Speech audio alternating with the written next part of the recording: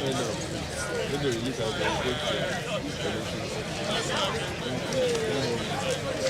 because now we are down there. I told you that we will be there.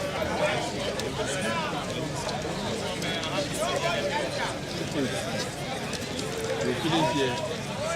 We'll take it.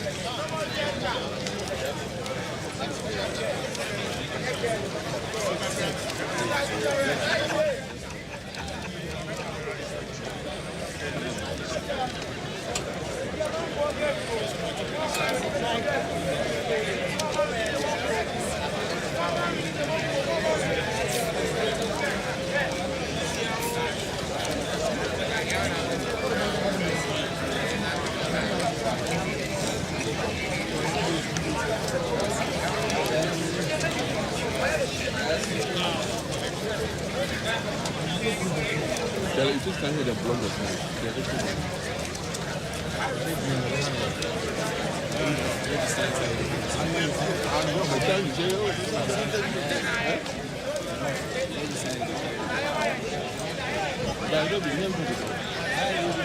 So this will be different.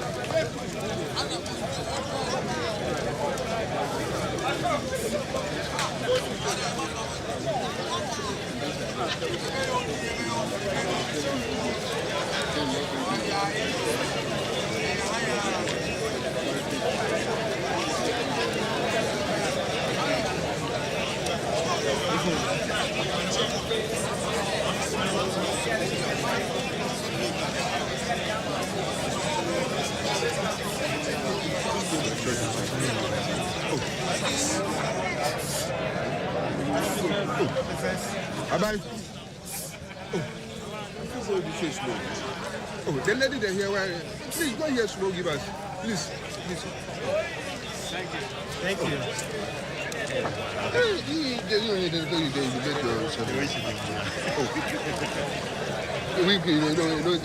You don't get any of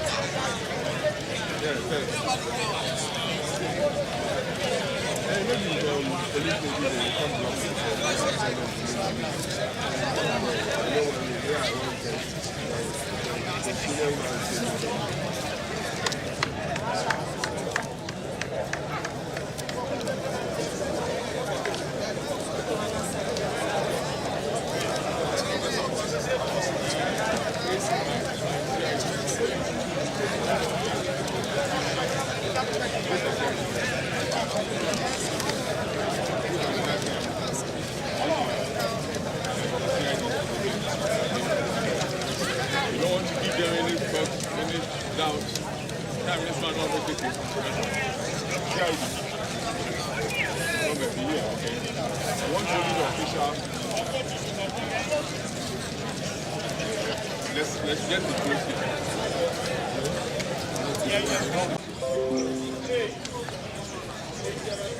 And I think they're going to take this over the way. You will see. We don't go get there.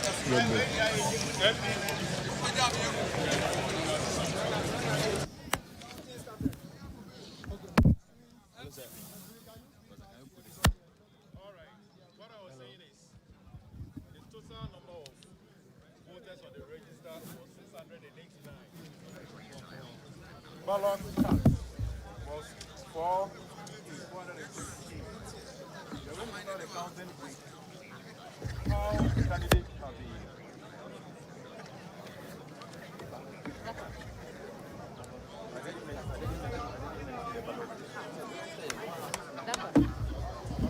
Yeah, he has said that already.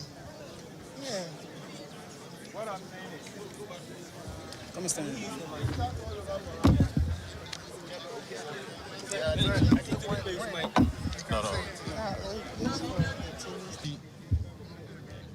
total number of registered voters in the register is 699. 699. The total number of ballots issued to us was 706. 706. At the close of polls, 428 voters casted their votes. So we are going to start accounting according to how they have been arranged on the ballot paper. So we are starting with Solomon Asumedu for NPP candidate.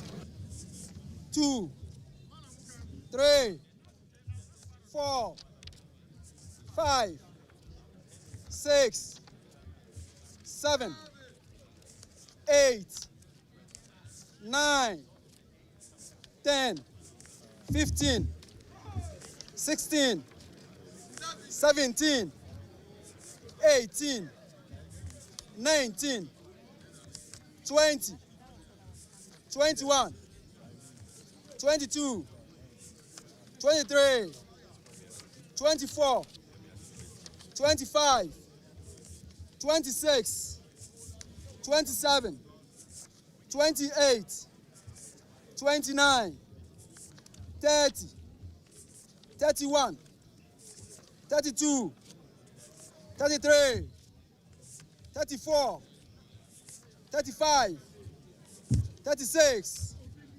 37, 38, 39, 40, 41, 42, 43, 44,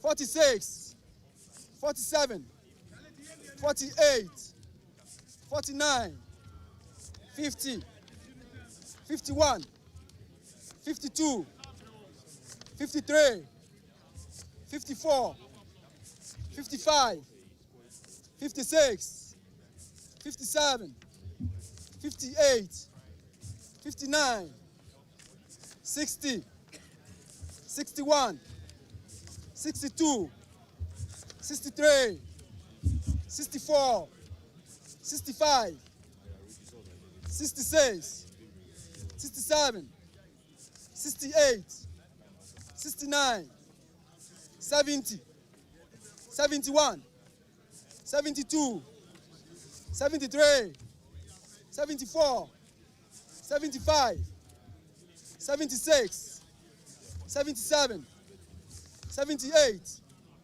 79, 80, 81, 82, 83, 84, 85, 86, 87, 88, 89, 95, 96, 97, 98, 99, 100.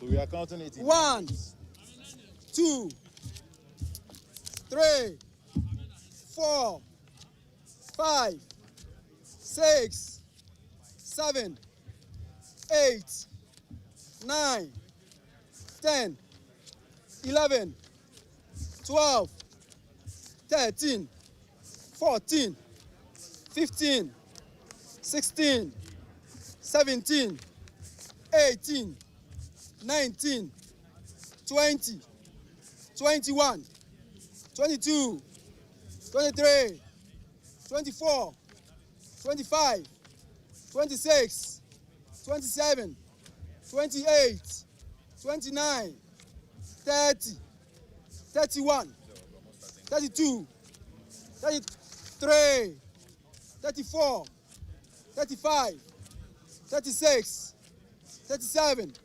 38, 39, 40, 41, 42, 43, 44, 45, 46, 47, 48, 49, 50, 51, 52, 53, 54, 55, 56, 57, 58, 59, 60, 61, 62, 63, 64, 65, 66, 67, 68, 69, 70, 71, 72,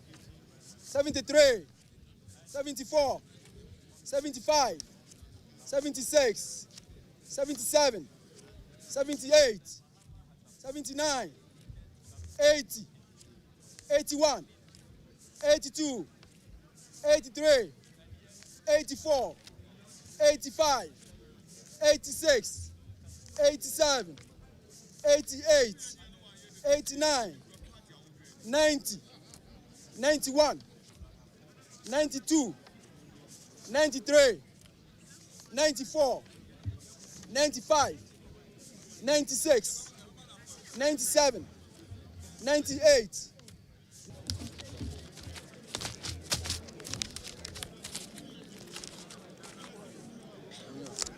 One, 2, 3, 4, 5, 6, 7, 8, 9, 10, 11, 12, 13, 14, 15, 16, 17, 18, 19, 20, 21, 22, 23, 24, 25, 26, 27, 28, 29, 30, 31, 32, 33, 34, 35, 36, 37, 38, 39, 40, 42, 44, 45, 46, 47, 48, 49, 50, 51, 52, 53, 54, 55, 56, 57, 58, 59, 60, 61, 62, 63, 64, 65, 66, 67, 68, 69, 70, 71, 72, 73, 74, 75, 76, 77, 78, 79, 80, 81, 82, 83, 84, 85, 86, 87, 82, 93, 94, 95, 96, 97, 98, 99, 100. That's 300. Pastor, I can't say. 1, 2, 3, 4, 5, 6, 7, 8, 9, 10, 11, 12, 13, and 14. MPP Solomon Asumadu, 314. 314.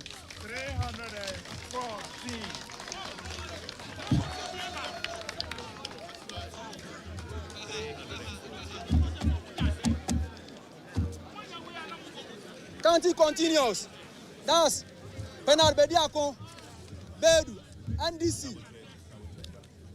314.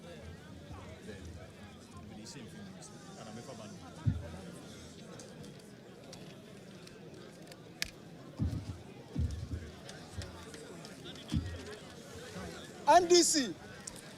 NDC. Bernard Bediakun Bedu. 1, 7, 8, 9, 10, 11, 12, 13, 14, 15, 16, 17, 18, 19, 20, 21, 22, 23, 24, 29, 30, 31, 32, 33, 38, 39, 40, 41, 42, 43, 44, 45, 46, 47, 48, 49, 50, 51, 52, 53, 54, 55, 9, 60, 61, 62, 63, 64, 65, 66, 67, 68, 69, 70, 71, 72, 73,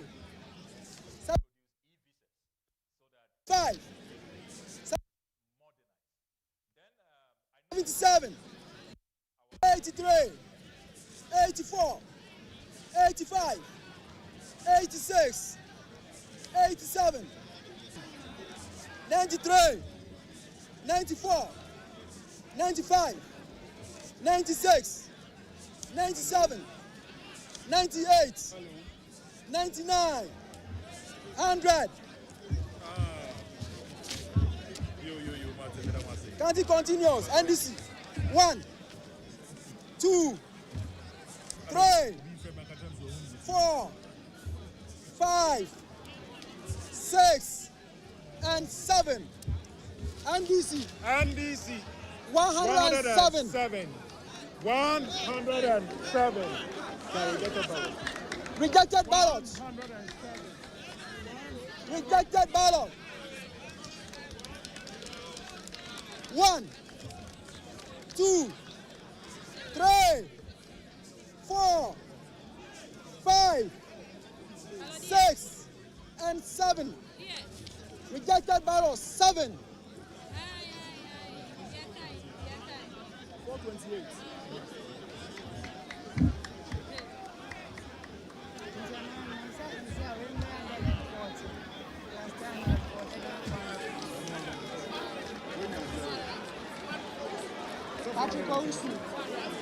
LPC 0. Sorry. LPC 0. Patrick Owusu 0. LPJ 0. Okay. 0. What can rejected ballot? 7. 314. Yeah, NDC 107.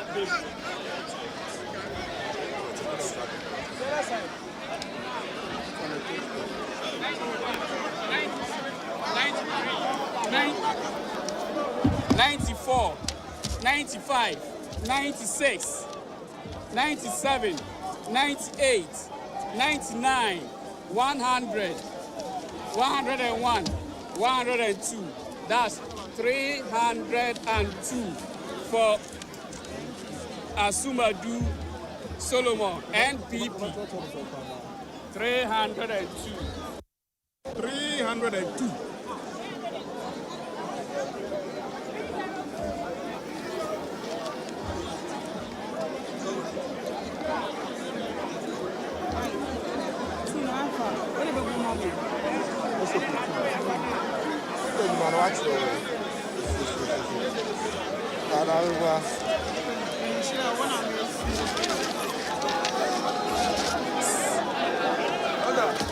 The key to the key.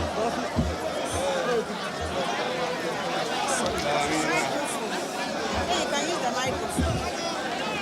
Are you down? Okay. Candidate 2. That's Bernard Bediakon.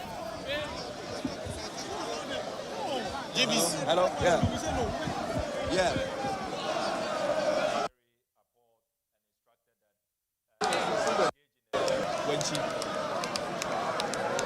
Yeah, they are done.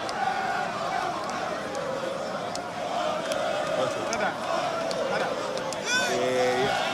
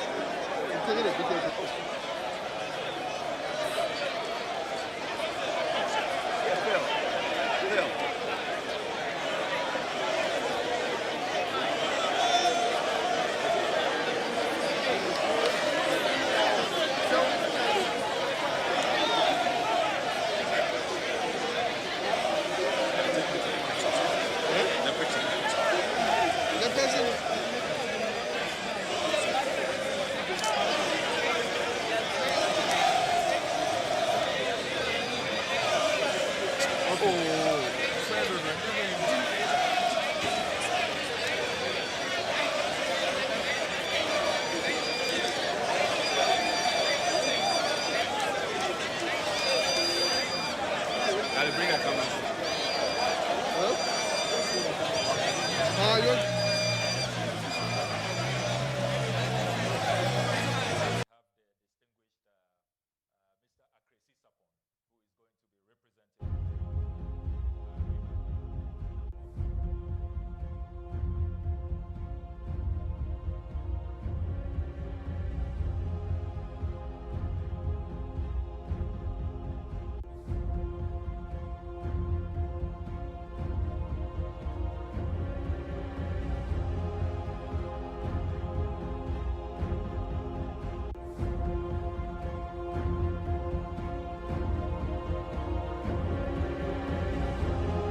polling station not too long ago.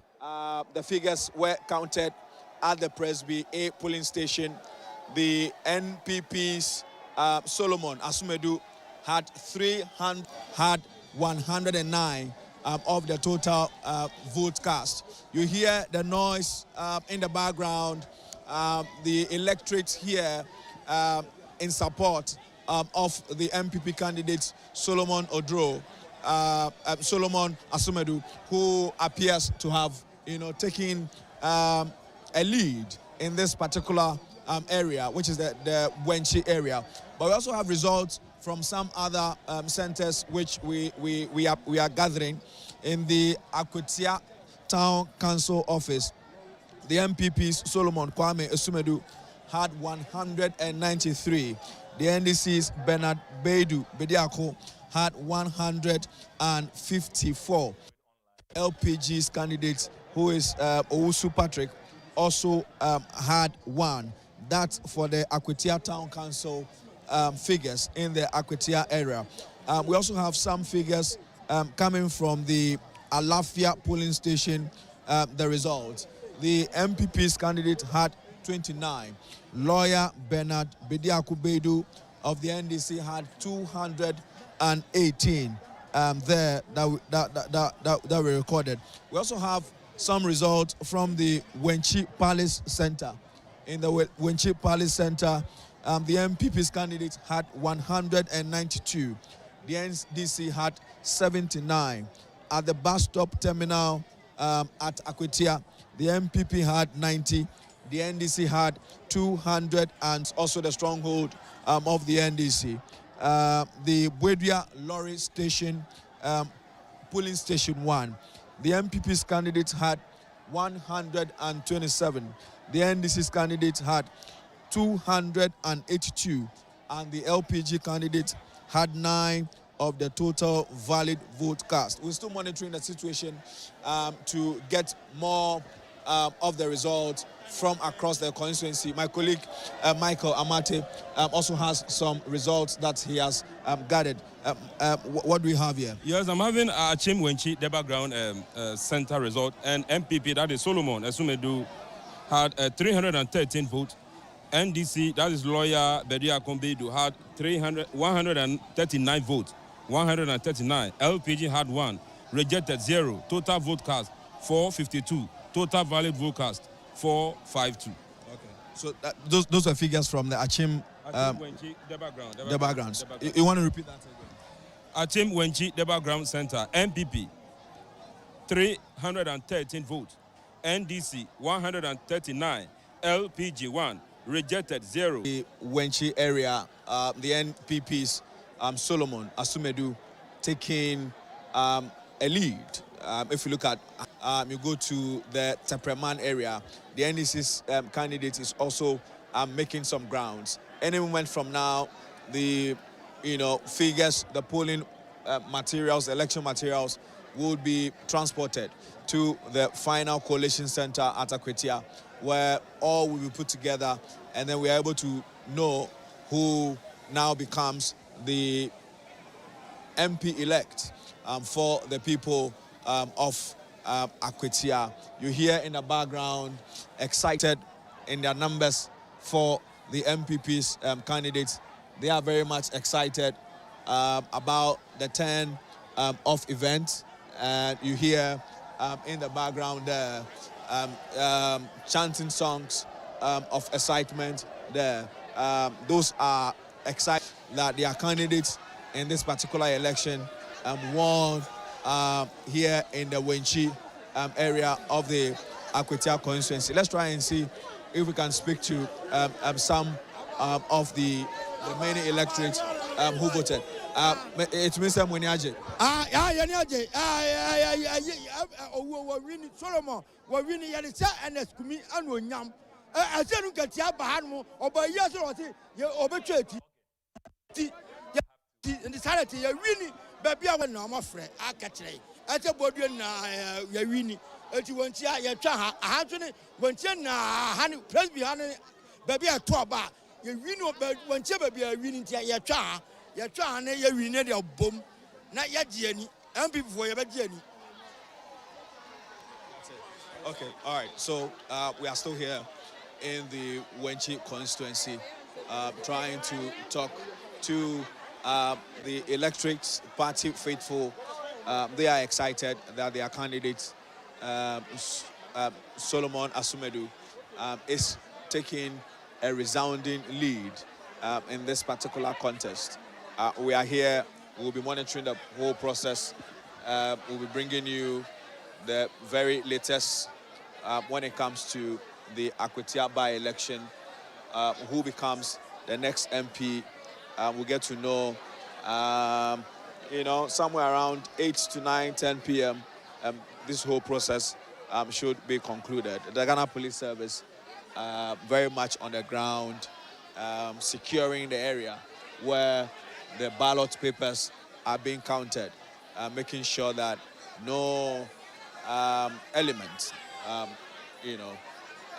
it comes to distract what has been a very peaceful process since morning. We begin to see the electorate now move from the election area, going into town proper. The jubilation here in Wenchi has already begun. We still await some more results from the other polling stations across the country, really.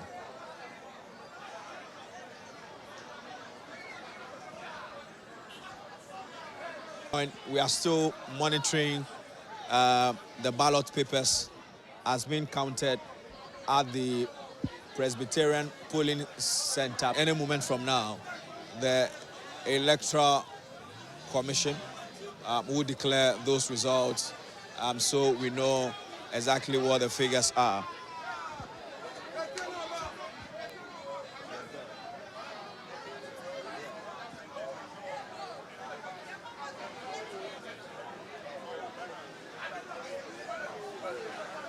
Yeah, so we monitor the counting of the results at the Presby Church polling station B.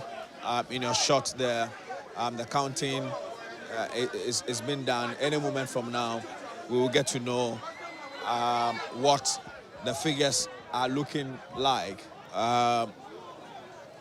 It won't be any different from what we've seen here in Wenchi. Even the sorted ballots indicate who is winning in this particular polling station, which you see on your screen. Commission. The numbers are voted in the various polling centers and have observed the counting. Some of those are beginning to return to their homes. They are beginning to pour onto the streets here in Wenchi to celebrate the victory of Solomon Asumedu in the Wenchi area, the various polling centers. At this point, we'll hand over to you in the studio as we begin to wrap up to go.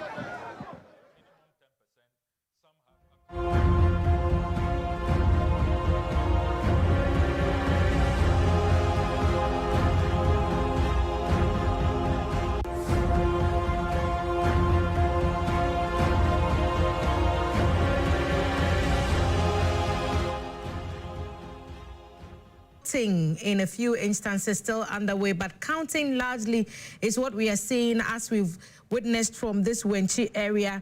And once the counting is complete, we expect that the results from each polling station will be transmitted, and then that is where the EC's use of the new technology will come in here. We are told that the pink sheet will be scanned and the result will be sent to the collation center where the actual collation will happen, and eventually a declaration will be made. By hope that as things have started, this calmness that we've witnessed at this center, what appears to be the transparent nature of the counting and the sorting process under the watchful eyes of the nation will continue to persist at other polling stations. The panel are still seated and they are telling me us now. George, you've also monitored and you are monitoring our social media spaces for us as well. Okay. Both gentlemen here appear to be cautiously optimistic of a win, considering the numbers that we've seen trickling in. Granted, they are provisional results, because until we hear the official declaration from the EC officials, these would be considered provisional.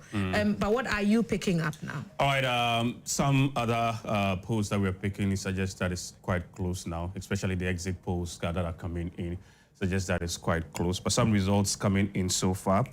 From the town council office in Akwatia, you have Solomon Asumudi having 193 votes, who is at the town council office in Akwatia, and then Bernard 154 coming in here. And again, these are provisional figures. For Takroase Senior High School, you have Solomon 37, and then Bernard 141 for Takroase Senior High School.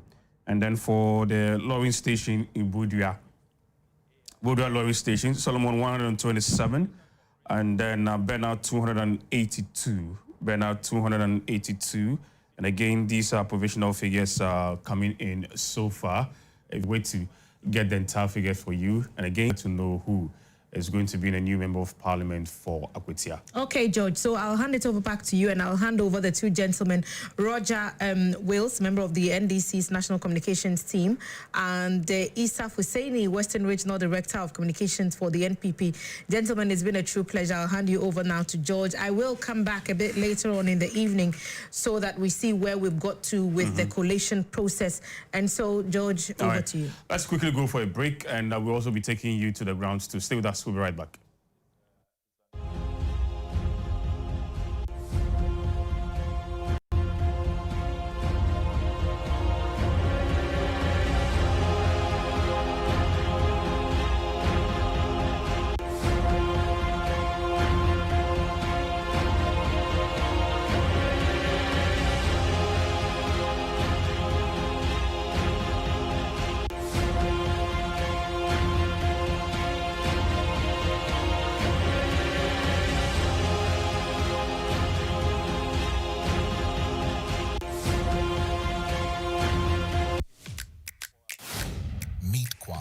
Not just any Kwame, he's Kwame the TV license legend.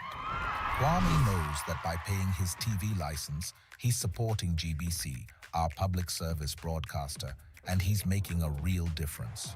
Kwame's contribution helps bring our communities closer together. Because of Kwame and others like him, we will all have access to amazing TV programs, educational content, plus broadcasting infrastructures are maintained, and our culture is beautifully promoted. So GBC is asking all to respond to this civic obligation and pay your TV license fee. For individuals, it's 3 CDs per month or 36 CDs per year. If you have multiple sets, meaning 2 or more in your household, it's 60 CDs per year. For commercial institutions, it's your number of TV sets by 36 CDs per year, and you pay the invoiced amount directly to GBC. So let's all take a moment to appreciate Kwame, the TV license legend. Wherever you are, just dial *447 *333# and follow the prompt. It's your civic duty, so pay your TV license today. GBC, the authentic and trusted voice of Ghana. We shall tell our own stories, narrate our own details, watch the continent with our own spectacles and through our own lenses. We shall tell our stories better, the ups and downs, the pleasant and unpleasant without a slant. Stories from Africa, by Africans, told by Africans, understood by the world. All this and more within Africa on Tuesdays and Fridays at 4:05 p.m. on GBC News. Within Africa with Multiti.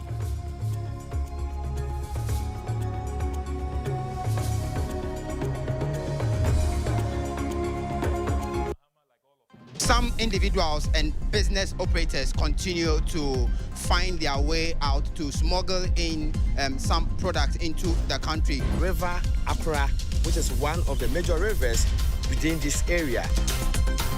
We'll be in the Savannah region. We'll go to the northeast region. And we will be telling you a lot more about the people's expectation ahead of election 2024. Get to know more about Bono and Ahafo regions. Residents of Kambali and Dobile states, even during the raining season, reporting for real time, Salah Abdul Wahab. Wow. Socially, with or without gold mining activities. These children are looking up to God, they are looking up to central government, they are looking up to you, and we're responsible citizens in this country. Real time, your eyes to the regions. Showing on your screens from Monday to Thursday at 11 a.m. and on Fridays at 1 p.m.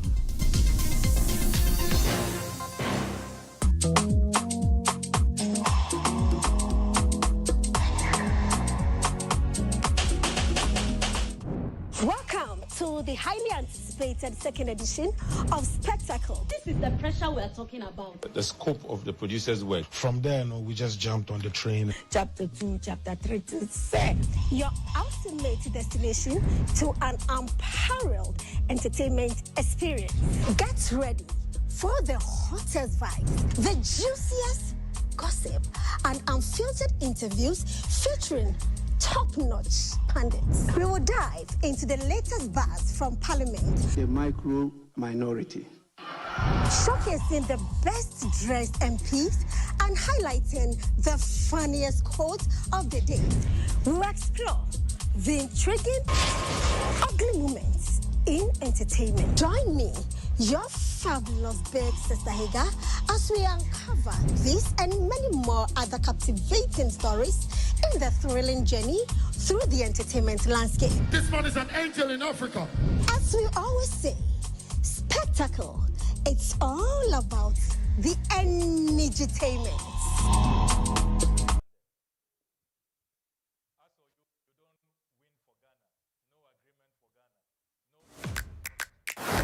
Meet Kwame. He's not just any Kwame. He's Kwame the TV license legend. And he's making a real difference.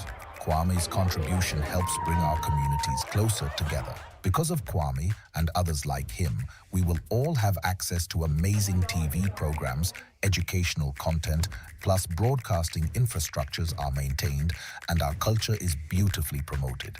So GBC is asking all to respond to this civic obligation and pay your TV license fee. For individuals, it's 3 CDs per month or 36 CDs per year. If you have multiple sets, meaning 2 or more in your household, it's 60 CDs per year. For commercial institutions, it's your number of TV sets by 36 CDs per year, and you pay the invoiced amount directly to GBC. So let's all take a moment to appreciate Kwame, the TV license legend. Wherever you are, just dial *447 *333# and follow the prompt. It's your civic duty, so pay your TV license today. GBC, the authentic and trusted voice of Ghana. We shall tell our own stories, narrate our own details, watch the continent with our own spectacles and through our own lenses. We shall tell our stories better, the ups and downs, the pleasant and unpleasant without a slant. Stories from Africa, by Africans, told by Africans, understood by the world. All this and more within Africa on Tuesdays and Fridays at 4:05 p.m. on GBC News. Within Africa with Multiti.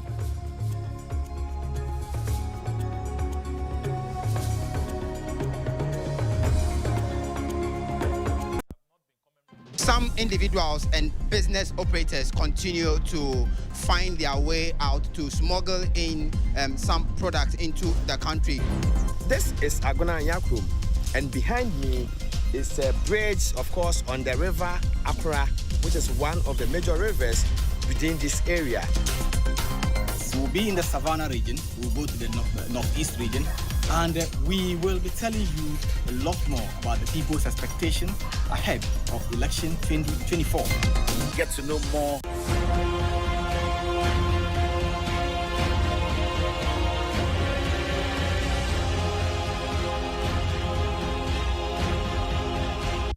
What is very commendable for me, I will put it on record. I mean, the police. We've classified them for good diplomatic reasons. I will not anticipation of any untoward thing that could happen, the arrangement has been perfect. In fact, consistent with the word that was given to us by the police. We are very keen as Peace Council about the safety of electorates.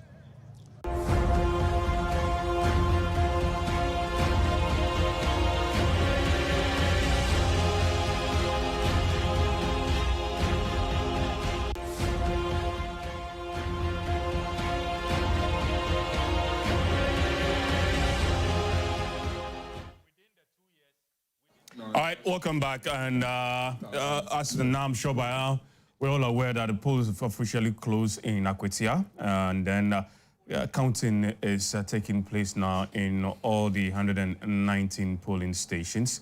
We've had some results coming in so far, and we've projected that also for you. So we're waiting the rest that will come in from the Electoral Commission. And when that comes in fully, we will talk about that. But Issa Hussein is still here with us. He's a member of the NPP.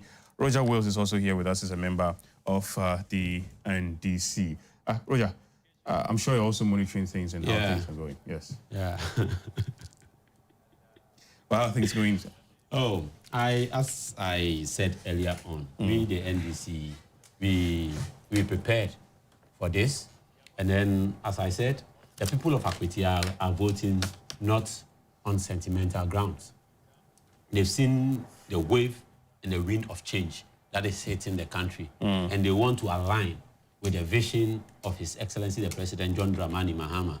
And as I said earlier, you know, when it comes to the infrastructure and then the transformation or the impact that governments has had on Akwatia, we, the NDC, has an outstanding track record affecting the health system, the educational system, and then the infrastructure of Akwatia. So they would want us to have that seat so that we can bring the transformation they desire and then the development they want to see.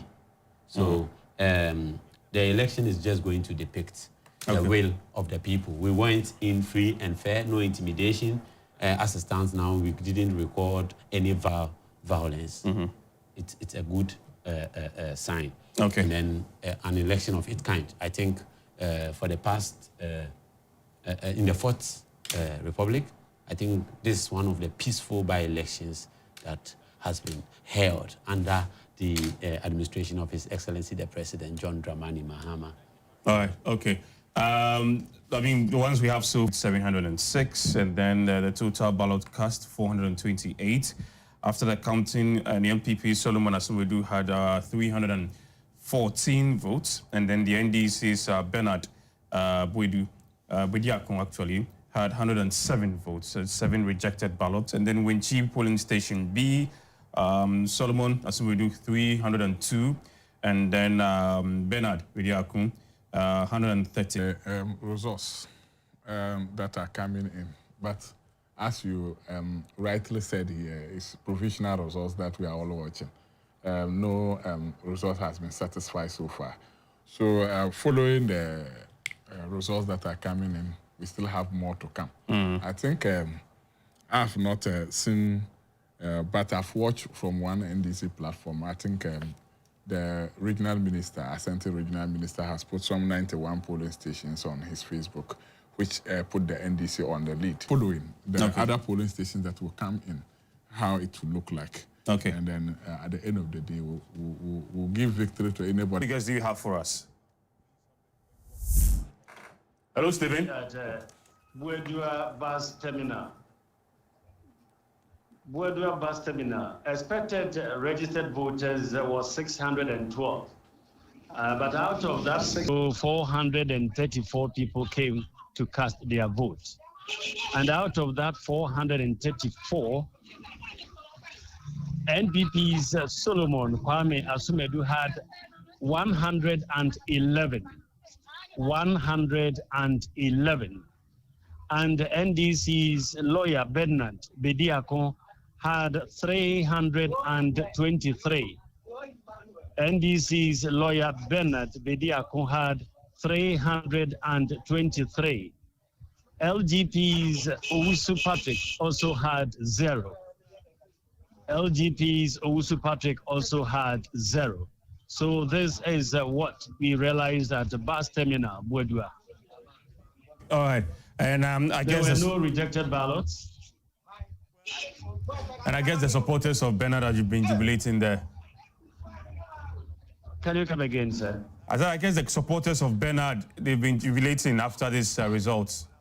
Yes, in fact, when you come to Bwedua bus terminal, the celebration or jubilation is a mixed fraction, because we have a section of the NDC supporters jubilating, whilst a section of NPP's Solomon Kwame Asumedu, they are also jubilating, because according to them, the figures they are hearing from Wenchi, where Solomon Kwame Asumedu hails from, is encouraging to them. So they think that based on that numbers, they are going to win. And also the supporters of Bwedua and Akwatia, they are also happy. So the jubilation here is a mixed fraction. Every part of the electorate are jubilating, because they are all saying they are going to win. Okay, Stephen, thank you. So that's Stephen Ampimdaku from the Abodia terminal, bus terminal. NPP 111, NDC 323. NPP, that's Solomon Sumudu 111, and then Bernard Bediaku of the NDC 323. All right. Oja. Yeah. Interesting. I mean, what do you make of the results also coming in so far? Yeah, I'm not surprised. I was in Akwatia over the weekend, and then I joined our chairman, Honorable Johnson Asidu Ketia, in moving around. And then when you see the way the people embraced us when we were there, you saw that we saw that the turnout is low. I'm not surprised they came out in their numbers to give their support to Bernard. I knew from the scratch that we were going to green Akwatia. So this. How sure are you? Because I mean, we've still not had a figure coming in from Wenchi, especially. You know, there is an adage that says that when there would be rain, the crowd starts forming, and it is glaring based on the results that are coming in that the NDC is coming out victorious. Yeah. All right. Before I come to Issa, if you go to the Yoruba Mosque Akwatia, Solomon Asumudu Hatia, Solomon Asumudu 126, and then Bernard Bediaku 312. Issa, again, the figures coming in. Yeah, the figures keep coming. Again, to state, these are all provisional figures. Yes, these are all provisional figures we're waiting for. The results are very interesting coming. So, following what is on my phone, that we are all anticipating that it will go in our favor. Some polling stations are still left, and I'm told we made a significant improvement in the area of what do you call it, Bojuasi, or where is it? Bojuasi. Yes, Bojuasi. That is where it's a stronghold of the NDC or so, and then we are making other. But where does Asumudi come from? He's also from that place. They are all from the same place. Okay. But normally when we vote, I think that place comes. It is. It's for MPP. It's for that. Bojuasi is for the MPP. But I'm told on the platform one place that they said it's an NDC stronghold. We are making a significant improvement in that particular place. But at the end of the day, there is also, as you are saying, it's very close. The person who is going to win will not win with that vast margin. With that big of a vote. With that big margin, it's going to be very close margin pass. So we are waiting to see at the close of the day who will emerge victorious. And at this particular time, I've not heard any challenge on a particular polling station saying that maybe results declared in favor of somebody is something that is fictitious or something that is being rigged in favor of anybody. So I believe that you anticipate some kind of challenges. It will start from the polling station. And you know, polling station, the results have been declared several. And I saw about 100 and something polling station or 90 something polling station declared. Is that not so? Yeah. And we've not had any dispute. on that particular. So collating them together and then declaring the winner will not be that chaotic. Okay, all right. Roger, I mean, one day will ask, what's the big deal in there for the NDC? A big deal? Because what difference would it make? You clearly have your majority in Parliament. Yeah, clearly we have the majority in Parliament. But then as a father or as a government, we want to serve the people of Ghana. And then the people of Akwatia are dear to our hearts. We don't want to leave them as orphans. We really want them to be part of the big family, the umbrella family, and then we want them to partake from the national cake and the development that the president wants to drive. He wants to make sure that they get the fair share of the cake.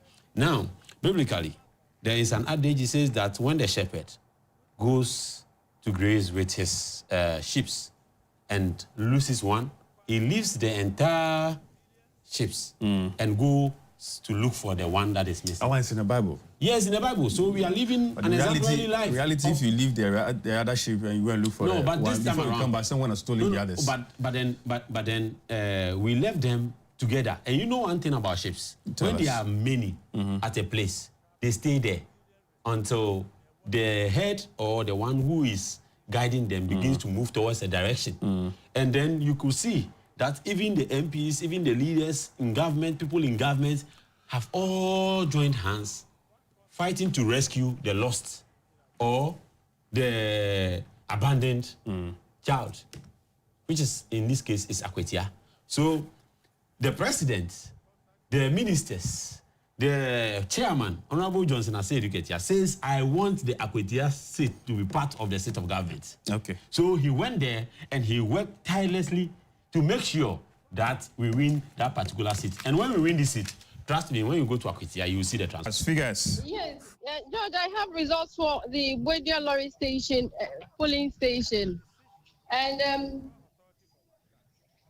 should I go ahead? Yeah. Akwatia Lorry Station polling station as following votes.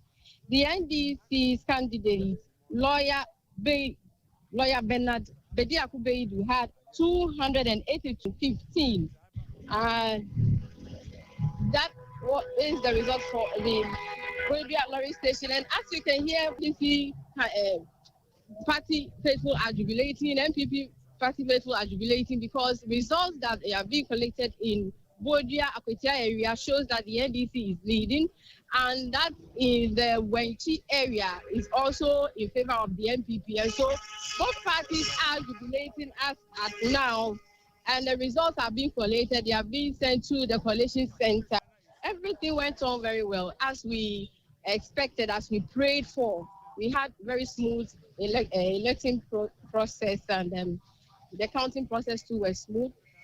The police ensured that security was intact, and so everything went on smoothly. What is left for us now is to go to the coalition center and find out what's going on. When you get to the coalition center, but that's Gloria Atiasi, who is also our correspondent in Akwatia. Akwatia Lorry Station, you have NPP 127 and then NDC 282. That's for the Akwatia Lorry Station. NPP 127 and then NDC 282. It's similar question I'd asked him, but this time around it's just the opposite. Even if you win, if NPP should win the seats, what's the big deal in there? You understand. Adding that particular figure would not change the position that we are in today. But what we anticipate is that winning this particular seat will further energize the base of the party, so that the party will now have confidence that the MPP party is still alive, we are still kicking, and then the policies that are being ruled by this particular government is not that Ghanaians don't have confidence in it. So it means that the government from day one, and you see, this government is in power and they have all that it takes to take that particular seat. So if they fail to do, we are not under pressure. They are rather under pressure. How? Because it's going to, How does that put them under pressure? This particular election is going to measure the NDC to their fate as to whether in the near future, Ghanaians' confidence in them, how does it look like? especially the people in the Akwatia constituency. You understand? So they are doing all that they can to win that particular seat, to further tell Ghanaians that they are still enjoying the goodwill of the Ghanaian people. And I believe that most of the Ghanaian people have lost confidence in them. And this will testify. Okay. In case it goes the other way around, it doesn't go in favor of the NPP. Yes. How is that going to affect the base of the party and your confidence, the party's confidence? Well, to be honest, because that means that you're going to lose. You've lost this election for the 2028. That is December 7th. You know, there is a very big, wide gap in terms of what do you call it, distance. So that cannot be the basis of measuring whether we can perform in 2028 or not. In any case, I'm not even referring to 2028. I'm looking at a seat that's but for the death of Ernest Kumi, he still would have been holding on to that seat. Yes. But because of his death, he had to go in for a by-election. Yes. The expectation is that maybe you should win that seat to honor his memory. But to be honest with you, it will affect the party in the sense that we have lost one member of parliament in this is one seat in parliament, which would have been that maybe if we had won that particular seat, we'll protect whatever we have. But if we would allow our opponents to come in and pick one from our camp and then push it back to the NDC, and it doesn't encourage the base. And we think that winning this particular one will encourage the base to energize our base, and they will realize that the party is still active, the party is poised for the future election. In any case, we are going into this election without any flag bearer. So after we select our flag bearer, the party will also now look at the flag bearer. The party is in existence. So. Oh yes, of course. That's why we are. That doesn't matter much. If the party wasn't in existence, we wouldn't have been there. Exactly. So whether you have a flag bearer or not, I'm talking of in the near future. Okay. How we are going to rebuild the party. The person who is coming to lead the party will now tell us, and now maybe now tilts the party towards re-energizing the base of the party, should in case we don't win. Because it's now a duty of the leader who is coming to lead the party to make sure that the party becomes strong after the Akwatia by-election. But when we win, then if the leader who is coming is now coming to solidarize on whatever we have built, and then we can move on with it. So I don't by-election. We are in for it, and we, for now, even I have much confidence per the result that I'm seeing, that we are going to win Akwatia by-election. Okay, let's talk to Ben Efsin, who is the managing editor for Daily Dispatch. Let's join us. Already predicted that. Yes. This one to go for the NDC. Yes. Uncle Ben, good evening. Good evening. And thank you very much for joining us, Uncle Ben. We heard your earlier prediction based on what's happening so far and what you have gathered. Out of 9 elections, it is 5-4 because of the diseased MP. That is it. I mean, definitely the NDC, as I said earlier, they've got their 2/3. But both of them, if they win, they will have bragging rights. That the NDC will say, well, it's an endorsement judgment of the 9-month performance. Apart from that, Akwatia might live up to its billing as a very swing seat. So if of 9 elections, one party has won 5, one has won 4, it gives you how swing it is. Yes, I think so. I think so. I think that the NDC needs it more than the MPP needs it, because the NDC needs it to be able to propagate that the 9 months of President Mahama have been good. They need it badly to kind of, if the MPP wins, you say, well, you know, it shows it's an indictment on President Mahama's 9 months so far. But the NDC, as a party in power, they've got their Twitter, but they need it for that bragging right. That it shows that so far the 9 months, a little over 8 months of President Mahama's rule has been good for the NDC government. Looking at how it will also affect the MPP if it doesn't go their way, if they should lose. There's nothing, even if the MPP wins this seat, there's nothing it will be more for bragging rights. I mean, like I said earlier, it will just be say, well, the Akwatia seat, yes, you've got majority in parliament, but has Akwatia been a swing seat to if the MPP wins, they could have some legitimacy that is an overview of how swing voters rate the Mahama administration. That is all that is it. I would like to ask, if you look at the performance of the two candidates, would you say that is more of the personalities involved, or their parties, as the political parties also played a role in getting them whichever position they find themselves in now? I mean, if you look back, that out of 9 elections in Akwatia, it is 5-4. It tells you it's a very swing constituency. For this one, definitely the NPP will have some sympathy votes because their candidate passed. That is clear that they'll get some sympathy votes out of that. But the margin is what will be the difference. If it's a big margin, well, whoever wins can use it to have bragging rights. All right, and finally, we know the challenges we've had with by-elections. The latest one's ongoing. How would you describe the entire exercise so far, grading on the basis of violence? I think the lessons have been learned from the Blekuma violence, and I must congratulate the security agencies, especially the Ghana Police Service. I mean, 5,500 men on the ground. You mess up, you had yourself to blame. So I'm happy that they've learned a lot, and towards maybe the next election, or if there's any by-election, somebody retires or anything, I'm sure the security agencies will be better. We'll leave it here. Thank you very much and have a good evening. We'll be monitoring and finally just declare the results when the Electoral Commission declares that out for finally. All right, so that's Bernard Singh, who is the managing editor for the Daily Dispatch there. He earlier predicted that the NDC is going to win that particular seat, and he still stands strongly for that. Roger, your thoughts? Yeah, George. Yes, sir. For me, I'm of the view that genuinely the NPP has not won any clear election. Yeah, genuinely. And then with what he was saying, that if they should win, it would revive their party base. The NPP party has collapsed. And this is a clear indication that by the time they finish their primaries in January 31st, then the life support is off and the party is totally dead.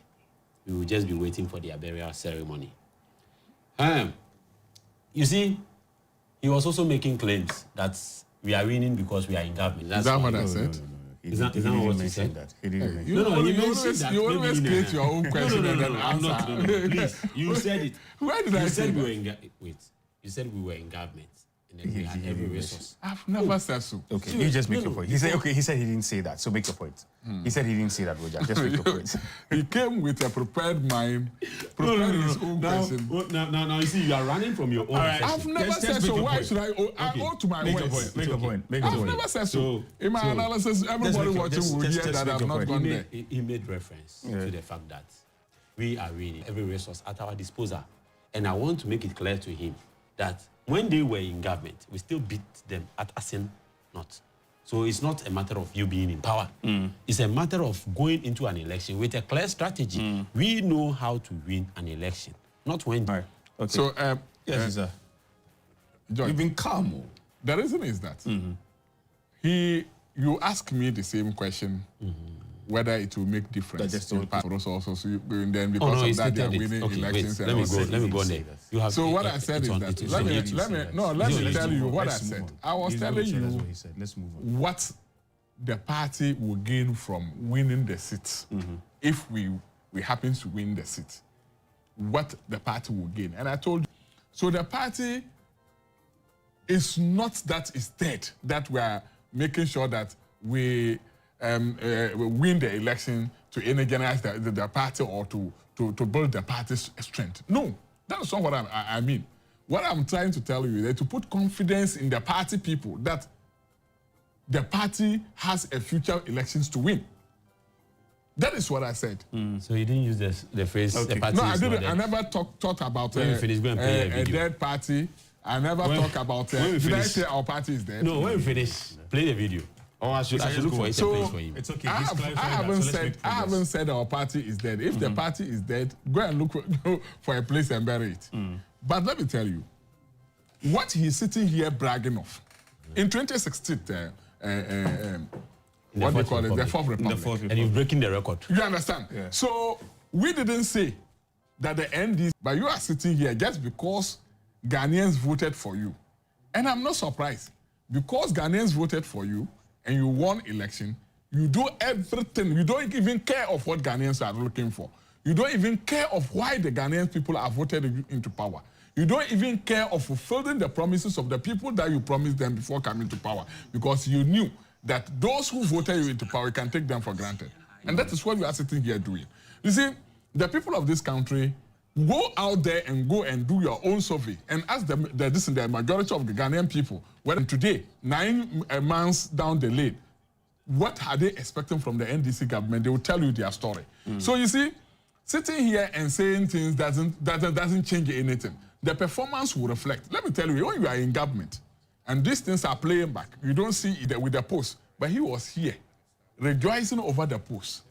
You understand? But let me tell you, Ghanaian people that are acting on Facebook, I will come and show you. Mention the post. No, you said I was rejoicing. Whatever post you showed me on TV. We are on TV, please. No, please. No, I'm coming. That was in the morning. No, but I want you to show the post and state what I said or what I rejoiced over. I'm not rejoicing over any post. No, listen to me. I don't even know the post he's talking about. Yes. If it has to do with, if it has to do with just this evening, about the release of the band on the land, if it was, and I told you that it's Afenyo Mankins that started the call for them to revoke the ban on it. Is that the post you are talking about? And who? Why would I rejoice about it? Let me just. He has intervened. Let me tell you, the post that I showed to him, I went and read the comment that you people said you have left the ban of the sale of what do you call it? State lands. And you were saying that our government looted all the lands. And how did I rejoice? No, I'm coming. Looted all the lands. That shouldn't be part of our conversation. Yes, here. So I'm only referring him to something that they are doing. Let's not bring that here. I mean, the reason why I went there is that I just wanted to tell him that there are certain decisions taken by the government. When party people are happy, the Ghanaian people are not happy. That is what I'm just trying to draw his attention to. For him to understand that when a party is taking, or a government has taken a decision. So who is happy? Mostly, the Ghanaian people may not be happy, but the party people will be. Let him speak, okay? If you would like to speak, I'll give you the opportunity to do that. Just allow it. One person at a time. Okay. So what I'm trying to put across is that our party is still alive. We are building our party base. You know what we are doing, restructuring our party, and then by the end of next year, we'll finish all our party structures, build the party and finish. We'll now come after the NDC people. And the reason why NDC is not being exposed is because we are now focusing in building our own power. The Western, the MPP people are happy with the party. So don't be happy that if the Akwatia by election, if you happen to win the seat, what will it make difference in NDC? What difference is it going to make? You've already have the supermajority that you want, and you already have everything that Ghanaians have given to you, which you have no excuse to tell Ghanaians that because you were having minority or because they've given you the majority in parliament that you can use to change any law, change anything, pass your bills, take your loans, and everything that you want to do. Ghanaians have given you that opportunity. So if at the end of the day, at the end of the 4 years, you come back to the Ghanaian people and tell them that because of MPP, you didn't do this and this, Ghanaians will hold you accountable at that. And that is where you will have to account to the people that the opportunity they've given you, the resources they've given you, the power they've given you, what have you used it for? 8 years ally on the forestry. What you came to tell them is that you are not amending, you are not going to repeal it. The LI. You remember? There's a process involved to revoke that. To repeal it. Yes. To repeal it. Yes. But earlier on, we discussed it here. The acting minister. No, you remember we discussed it here. What was the topic? I remember we've discussed it before. Which was amendment. And then, yes, it was amendment. Exactly. But there's a latest communication to that effect. So they are going to repeal it. Hold on. The acting environment minister has written to. It's a process. Yes. So on process. Is that not so? Them. They are in government. You understand? You sitting here, take Akwatia seat, add it to your seat. Yeah, if you like, You understand? put your add it to your that seat you have. and execute all the promises that you made to the Ghanaian people. Add it to your seat and execute all the promises that you made to the Ghanaian people. Will that sit, maybe if Akwatia didn't come, they will have an excuse that they didn't vote for them in Akwatia because of that. You know, some of the promises that they made to the Ghanaian people, Prestel Valley, and tell them that because you are youth, we will promise you people that we are going to give you a lot of a job to reclaim the land and plant trees, and we'll pay you huge amount of monies. If you don't do it, you go to Prestel Valley and tell them that because you've not won Akwatia seat, and because of that, you are not going to fulfill that promise. You told Ghanaians that you were going to enroll 24-hour economy, which market women will be selling 24 hours. The market women are still there. They are waiting for you when that particular this policy will be implemented so that they can sell 24 hours in their market. They are waiting for you. And then the same people are waiting for you to tell them that within 4 years of your government, nobody will be left out without employment. Today, go out and listen to the youth. They are agitating. Your own people, the NDC people, are very agitated because they are unemployed. And you are sitting here telling me that because you win, or if you win Akwatia by election, the NDC is killing the MPP. And you think Ghanaians don't have any alternative apart from the NDC government. My brother, the only thing Ghanaians will have trust in NDC and vote them power in the next 4 years is to fulfill all their promises and even do more. Because they have confidence in you. The youth has confidence in you. They voted it into power. You have no excuse. So, my brother, what I'm trying to say is that we have gone to election. Through my compilation, I have gotten signal that the NDC has won the seats. That is what that's what you have gotten. No, that the signal I got on my platforms shows the NDC has won the seat. Okay. So we are not giving up. We still feel that is what I heard. It's an allegation on so many platforms. So if it happens to be different, then I don't know. But that is what I'm getting from some platforms. So if they win the seats and they will make Ghanaians happy, all for it. Because we are all waiting to be happy. Me sitting here, my brother, it's very hard in the system. So many things are going on that we are not talking. You know, fuel price has gone up. It's now going to about 14 Ghana cedis that you people were saying MPP government is very wicked. 14 Ghana cedis, 59. I'm going to talk to Dr. Abdul Jalilu Atiku, who is a lecturer at the Department of Political Science, University of Ghana. Doc, good evening to you. And thank you very much for joining us this evening.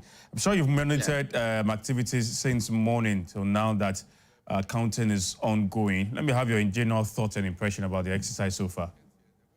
All right. Okay. I would say that generally everything is okay. I mean, we look forward for peaceful elections, so at the end of the day we have MP elect for Akwatia. Right, and so it's only somewhere, I mean, before that, I think somewhere in the afternoon, there were some few tensions, some few skirmishes, but I think at the end of the day, everything went on, and then counting is underway.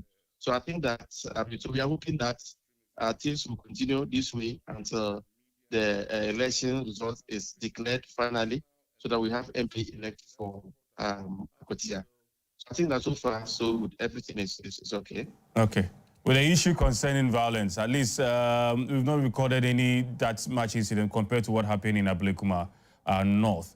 Would you say that the police presence made a difference?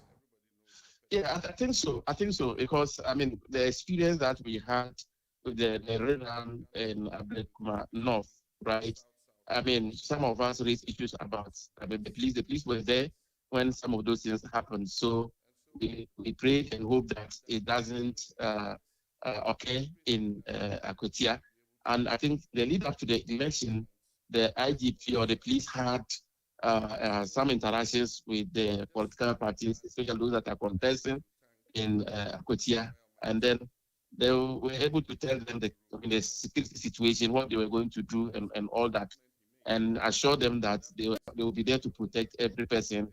But people who want to create problems there, the police will arrest them and that kind of thing. And so I think that has also contributed to, the debate on the day today, and then maybe some previous, some few days ago. So I think the police presence also helped in this regard, and we are still hoping that things will, they will finish the counting, declare the results, and then the NDC and then for the NPP. Would it make any difference at all? In the seat, it means that it will be 8-8. But if they should lose, it means that there is a drop, right? If you look at the NDC already, they already have, enough, right? They have a lot of seats.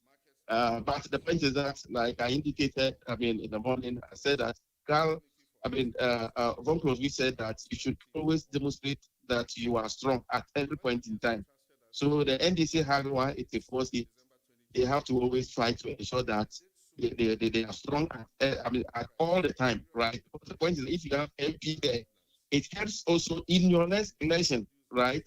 So it is, even though the numbers, the numbers, when they change, it will not add any significant distance to, in terms of maybe whatever NDC want to do, they can still get things done, right? But the point is that moving into, when you have a member of parliament, you're going to campaign for the election in 2028, right? You already have someone there. The person would have done A, B, and C, right? Improve, communities or represented communities in an effective way, and that's the possibility, because in 2028 seats may change again. We don't know how the political parties are going to fare. So it's always important that you have that seat. So when NDC is fighting for that seat, I see it coming from that perspective. So in terms of the numbers will change. Whatever NDC want to do, to not change anything much, and the same way the MPP. But hey, it's important. If MPP should have that seat, should win that seat today, it means that in the next election, they are already having someone there representing the person going around. Everybody knows that this is our MP and that kind of thing. So it's important that they should always fight for whatever seat that they have. But the numbers changing will not change the voting pattern in Parliament. And if the NPP should lose, they drop to 87, and this was a seat that they were holding before the death of Ernest Kumi. And if they should lose, they drop to 87. Will it in a way affect the confidence of the party, especially its members? Oh, no. That's what I'm saying. That even if they should even have the 88, it's not going to change anything in terms of their voting, right? But the point is that if you have the 88, you have an MPP member of parliament. So it means that in the lead up to the 2028 election, if the same person is going to represent the party, already they have someone there, all right? So it's election, right? So in terms of the voting, it won't change much, because if 88 people are going to vote, still NDC will always vote, and then in the next election, 2028, right? We do not know how things are going to play out. And that's okay. I'm looking at the two candidates for the NDC and then the NPP, Bernard Bediako for the NDC and then Solomon Asumudu for the NPP. In terms of your assessments, what do you make of them, and who is likely to come out top? Hello, Doc. Can you hear me? Yes, I can hear you now. Did you get my question? Yes. Okay, yes, I heard your question. Okay, good. You are asking me to look at the two candidates, yes, right? Yes. These are candidates coming from two different perspectives, different vocations. This one is a lawyer. This one is also, I understand, it's a small scale miner, right? So coming from different perspectives, different backgrounds and all that, right? So, but the point is that as to whether voters elect people based on the quality, that's another, or they vote because of the political party, or they vote because they want development, right? So there are so many factors that voters will normally consider in voting for a particular candidate. But if you ask me to assess the two, I will just say that the two of them are coming from different backgrounds. But in terms of, because of the law-making function and all that, I believe that the one who is a lawyer, I think that in my view, we can look at it from that perspective and say that maybe if the voters could look at that from that perspective. But the point is that, yes, the lawmaking, that's Parliament, one of the key functions of parliament is about, legislation, law making, right? We understand that. But there are so many other things that parliament consider, environment, mining, and all that. So this other person has also experience in that. But if you want to look at in terms of the quality, in terms of presentation and all that, there are so many other factors. Like in my view, if you are asking me, then maybe I will somehow rank the one who is a lawyer because of the law making function and then his expertise in that. And that's my view. But voters, there are so many, there are theories that explain how, voters vote, right? We have the rational choice. For example, if the Akwatia people, now that you have NDC, whichever political party was going to win, right? So they voted for the MPP. I think some few voted about 2,000 or 1,000 plus and all that. But this time around, Akwatia people, they know that it is the NDC that is in power. It is the NDC that will give them development. It is the NDC that can do this. And apart from that, looking at the general pattern of voting across the country in the 2024 election, pointed to a certain specific issue. So if voters are going to be rational, then in my view, right, but there are other theories to explain how not only rational, we also have, psycho-sociological theories that also explain good. Hello, Doc. Doc. All right, I think we've lost him there. Dr. Abdul Jalilu Atiku, who is a lecturer at the Department of Political Science, University of Ghana. We're picking his thoughts about the entire exercise. We're having an assessment of the two candidates so far, and his thoughts also on that. Before we went, Dr. It is now my singular honor you're picking, what, to declare open the what 2025 Conference of Heads of Missions because and Orientation Program for newly appointed envoys of Ghana, and to formally launch the key performance in the God bless you in your service. You're saying that there are other analysis our that's homeland supposed to be involved in some of these and make our nation Yes, great. so I was saying that apart from the rational choice, in terms of development and other things that Thank go you. around, we also have the socio-psychological model where people will vote based on certain people. We have something called a party identification model within that model where people will vote based on the political party. So whatever be the case, whether it is the NPP, NDC that is in government, whether NDC is doing well, there are some people who will always vote for their party and all that. But looking at all these things in Akwatia, right, in my view, and the fact that it is the NDC that is in power, the fact also that it is also virtually a swing constituency because MPP represented the people of Akwatia, I think 4 times, the MPP 5 times, and therefore it means that it can go to any of the political parties. So looking at some other, or putting all those together, it appears maybe the NDC may have some advantage because they are in power and then they have that capacity to be able to influence people through development and others. And that was also why the chief of staff, when they were talking about development, it is the NDC that can give the development A, B, and C. So if the people are actually looking for that, if they have assurances, they believe that voting for the NDC will give them that, then they will be rational in voting for the NDC. Okay, all right. We'll leave it here for now and I'll wait the final results that will be declared by the Electoral Commission. I don't pick your final thought. Your final words that we can leave it here. So Bryce, come here. Wonderful. So, my final decision is that once that is not completed, it means that anything can happen. So what we Let's are put our hands together for, from the people of Akwatia and all the political actors is that Ghanaians want to see the Vice President, at the end of the Professor day, Nana Pokwajiman, will join His Excellency the President. in a very peaceful manner. Shall we all rise?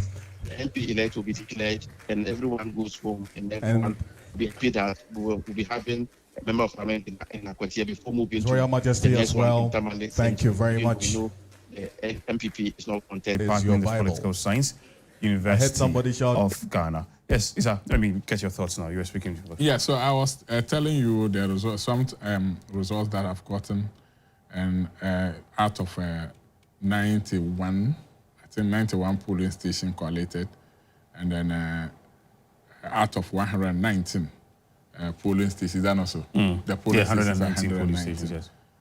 What I have with me, even now, is 100 and their polling station out of. Those are what you are getting from your. Yes, people. my own, my phone. Okay. And that particular flyer is designed by Ghana. This is Daily Graphic. Daily Graphic.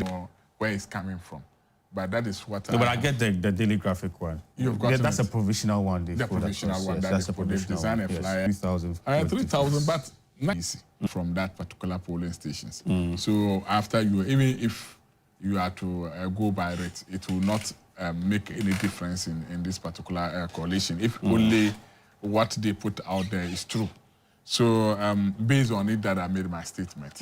So we are not perturbed. I think we fought a good fight. If it's going to, we don't have to give up yet. So I'm not accurate. I can conclude that we've done very well. That even though the seat belongs to us, but incumbency always sometimes have some advantage to their side. So, of course, yes. Wait, guys, you won that seat. You were an MPP seat. Or it's an MPP seat. Yeah, it's an MPP seat for now. Yes. So it shouldn't be. The man. Give it to you as in the sense that not contest? No, what I mean is that they will vote for us. Okay, all right, okay. Because NS will be winning the seat. This is very new to the people of Akwatia. So if it ends up that the Akwatia people goes for the NDC guy, it will depend. The message that resonates well with them is the person that they are going to vote for. So if you come to tell me. No, I'm not saying we don't have a message. Sometimes you conclude things. You see, you don't have the opportunity to speak. Sometimes you conclude things and you are so excited. He's excited. I mean, he's excited. You get to understand. You get to understand the excitement in it. We had a program this morning. You were not behaving like this. Oh, you sure? Of course, I bet you know it. He's excited. You get to understand. So I understand where you are coming from, but don't let the overexcitement take you up. So just calm, be calm. You will and tell the people that they should give the post or they should vote for NDC because you want to give them development. And I also go out there and promise the people that they should vote for me so that I'll give them development. You look at the person who is in government and the person who is in opposition. Who will you go for? You are involved. Do you get what I mean? So that one, I can say our candidate starts tall because he has done a lot of things in the constituency. He has a lot of people that he has helped in the constituency. He stands tall because he has helped the community. And the people are testifying that the man has done well for the community. But if they are to go by what the interviewers interviewed them and they said about their road network and somebody come to promise them, you heard Collins Dowda's message.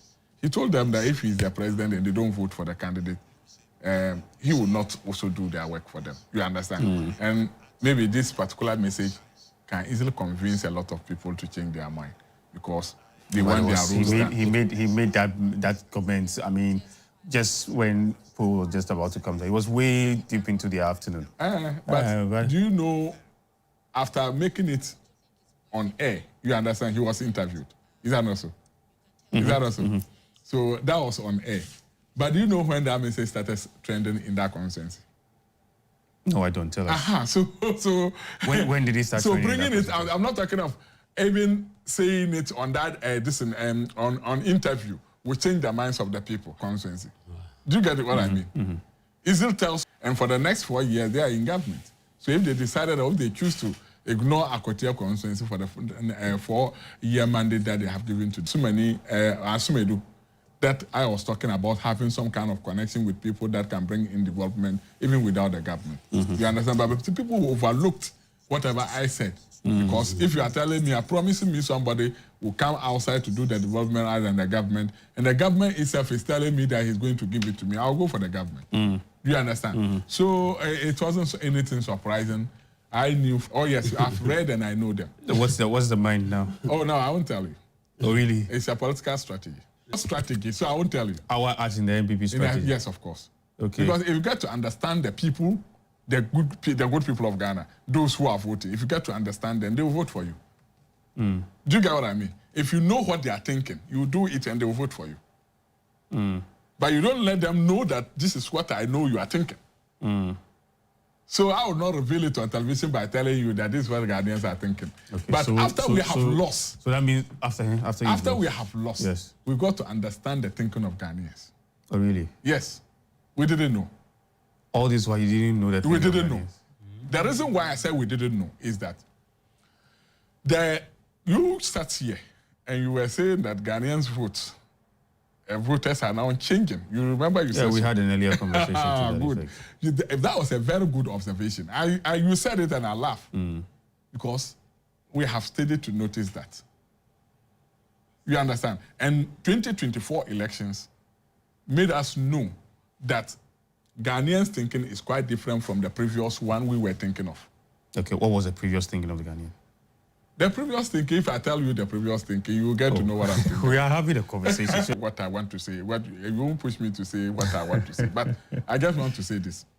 You see, developmental projects that you are talking about in Ghana, if you are talking about developmental projects, and you focus much on developmental projects, at the end of the day, certain things Ghanaians need is the economy. That you meet and they will vote for you. It's always the economy. You understand? It has always been about the economy. No. Because it's always been about how people feel in their pockets and in not only the economy. Come to you. There are so many things. Okay. Not only the economy. The economy you're talking about is part, but not the economy. Ghanaians are looking for something that NDC have gotten, they have studied, they have done a research to realize that this is what Ghanaians want. And they did it for them. They voted for them. What's that? Maybe you may ask my brothers. The MPP, you've been within our political space for a very long time, and you've not been able to analyze the Ghanaian voter to understand that this is what the Ghanaian voter wants, and it has to take you such a defeat in 2024 for you to draw that conclusion. Yes. Ghanaians were very angry with the MPP people in 2020 just because. In 2024? In 2024. Not because we didn't develop Ghana, not because we didn't engage ourselves in fulfilling the promises that were made to them. But there were certain decisions that the government took at that time, which even the party people were not happy with. You understand? But the leader who is taking that decision, does the person understands what the people of Ghana needs? Not the party. Remember, when you are in government, we have two things. We have the government and we have the party. The government is operated separately from the government. Yes. So once the party is operating and the party sees that this is what's going to bring the party down. So the leader who is the government should do one or two things to change the fortunes. And the leader who is on the seat refused to do it. Will you go and hold him? You have the party and he has his government. Do you get what I mean? I get it. So the Ghanaian voters, not that MPP party is not attractive to the youth. Not that MPP class that we all know that they belong to the MPP government. We're all annoyed. And they took advantage of that. Capitalize on it to get them more and vote, or even they feel that they won't vote for NDC, decided not to even go to the polls. And you know, we recorded the worst turnout in the history of this country when we talk about our turnout in the vote. Why? Because people felt that we will not vote for the NDC. Check the results of the NDC government. The results they had in 2020 compared to the results that they had in 2024. What is the difference? Meanwhile, the voter register has been increased. Is that not so? So what is the difference that they had? It means that those who decided to sit home and saying that we will not even go and vote at all because we are angry with the MPP government, if they had decided that they wanted to go and cast their vote, and they wanted to vote in favor of the MPP government, the NDC wouldn't have gotten what they had. So it's a political dynamic. So when it gets to your turn, you can get excited like my brother being excited and he doesn't even know how to control himself. You can get excited when you get all these things. But it's just like when we are in government, I was telling him, but you say we are in we have been in government before. George, if you are in government, there are certain things that rings in your ears. It gets you excited, but it gets the people out there angry. If you don't have people to draw your attention to it, you may end up sitting down thinking that you are sitting on a chair. So, yeah, we have understated this. And I think that once we acknowledge that we have seen these lapses, we are going to fix it. Not that the color or the coat that they wear wasn't that was very calm one, but today they have faced their Wrapping up, but let me just pick Roger's thoughts. That is in your dreams. But George, yes, sir. He spoke, you picked the call, he spoke again, you pick a call. So you have an opportunity now. All the time. No, I'm not giving him all the time. I mean, so you have the opportunity. Okay, now. I'm going to talk. I'm not stopping you. I'm going to talk. I'm not stopping you. Oh, no. Because you have the opportunity to speak. That's why. Now, I would want to touch. I was excited. You know, when we came this morning, I said to him that when we got to the grounds, the nature and the way the people were communicating, it indicated that they were going to vote for the NDC because of the kind of message we were preaching and the kind of message they were preaching. They were calling for votes based on sentiment. And I stated here that the voting pattern or the electoral processes has changed because people are getting to understand the democracy we are practicing. And then people are getting to understand what it takes or what they need in their constituencies. From the demographic characteristics display of Akwatia, it is clear. We talked about that. Yes. Musa Damgwazo talked about Absolutely. that. So in such an environment, you cannot touch people's emotion to go and vote based on sentiment. They would make rational decisions which would translate into their votes because they want development. Let me make some analysis here. If the NPP should have won this seat, do you know the argument? They would argue that the government is not. That's if the NPP should have won the seat. On the other hand, when we went into Asen North, when we won the Asen North seats, it was clear, or it should have indicated to them that they were not performing. That is why we won, and it should have given them a clear indication and a clear picture of how the 2024 elections was going to look like. And that was not far from it. Now, Akwatia giving us the seats is an affirmation and a clear indication that His Excellency the President is performing. Because if the President was not performing, they would have pitched that in Akwatia, and the people of Akwatia would have bought into that. And now you sit here and you talk about the President making promises and not fulfilling. Now, let's look at the transformation in the economy. When they were in government, how much was iron rod? Now, iron rod is selling below 7,000, 6,300, 6,500, 6,700. But in their time, 9,700 and over. Down. And these are consumables. And daily, day in, day out, people eat. People are building. Fuel prices, you are claiming it is high, but it is still cheaper than the time you were in power. The dollar has slightly gone above 11. But the president stated that it will be between 10 and 12. And it is still cheaper than when they were in power. So what is it that he is saying that the government has not done? The government has done everything it promised, and he is still working. This is an 8 months old government. Under the 8 months of His Excellency the President, John Dramani Mahama, it is far. Do you have a clue or an idea? The pain you took Ghana through under the 8 years, I'm telling you, it was the days of the Israelites under captivity. So this time around, the people of Ghana know, and then the people of Ghana have grown beyond the jandam sentimental politics, that tactics display by the NPP. We have grown beyond that. And from the way he was putting his message across, it is clear that No, but he said it. No, but he said it, but he contradicted himself in his assertion, his later submissions. He was contradicting himself, and that is clear that he has not learned from it. And then the MPP as a party has not learned from it. They don't know why they lost.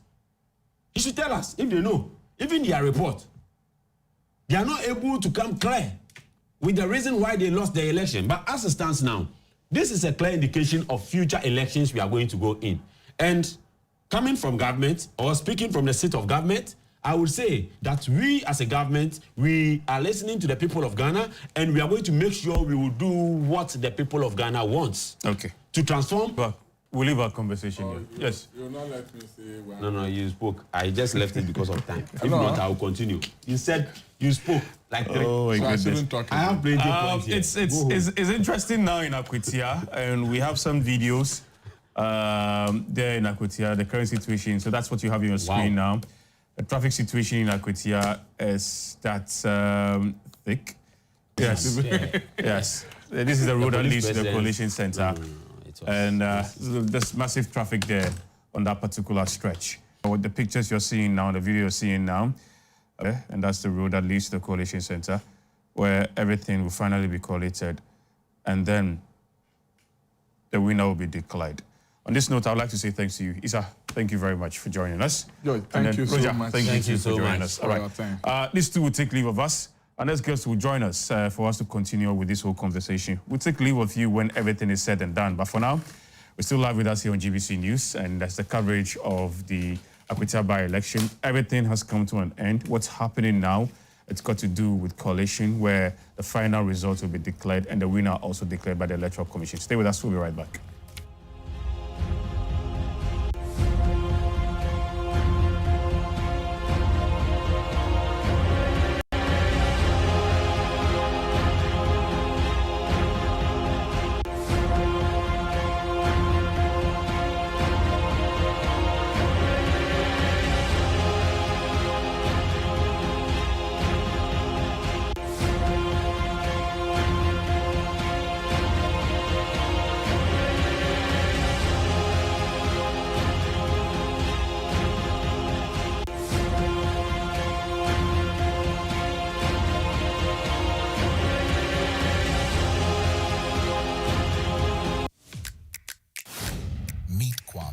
Not just any Kwame, he's Kwame the TV license legend.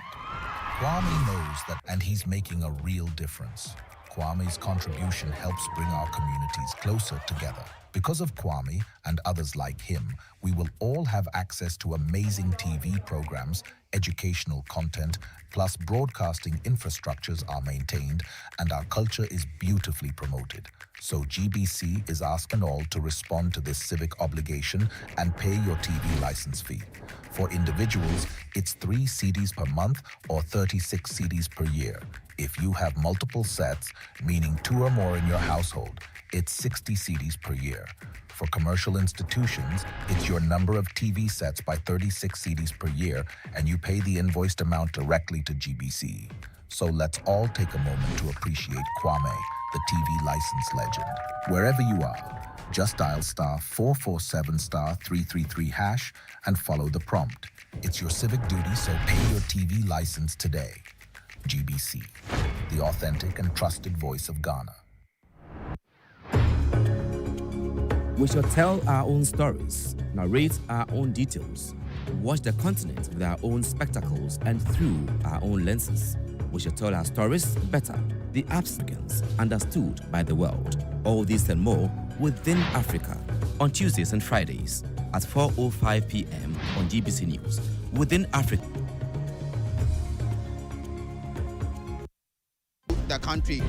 This is Agona Yakrum, and behind me is a bridge, of course, on the river Akwatia, which is one of the major rivers within this area. We'll be in the Savannah region, we'll go to the northeast region, and we will be telling you a lot more about the people's expectation ahead of election 2024. Get to know more about Bono and Ahafo regions. Residents of Kambali and Dobile can now heave a sigh of relief following the construction of this culvert, even during the raining season. Reporting for Real Time, Salah Abdul Wahab. Wow. It is also anticipated that within the next 10 years, Okwasi and its enclave will become self-sustaining, self-reliant, economically. Government, they are looking up to you and I to have a convenient learning environment for them to be able to rise up to be responsible citizens in this country. Real Time, your eyes to the regions. showing on your screens from Monday to Thursday at 11 a.m. and on Fridays at 1 p.m.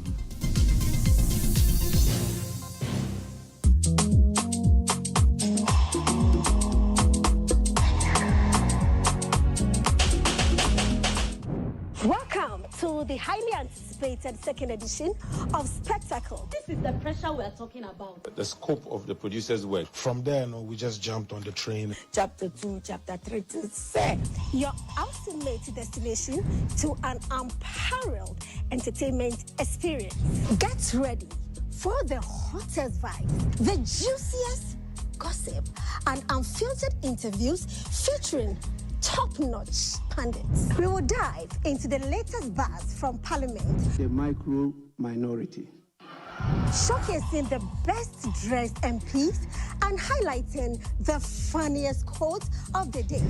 We will explore the intriguing, ugly moments in entertainment. Join me, your fabulous big sister Haga, as we uncover this and many more other captivating stories in the thrilling journey through the entertainment landscape. This man is an angel in Africa. Entertainment.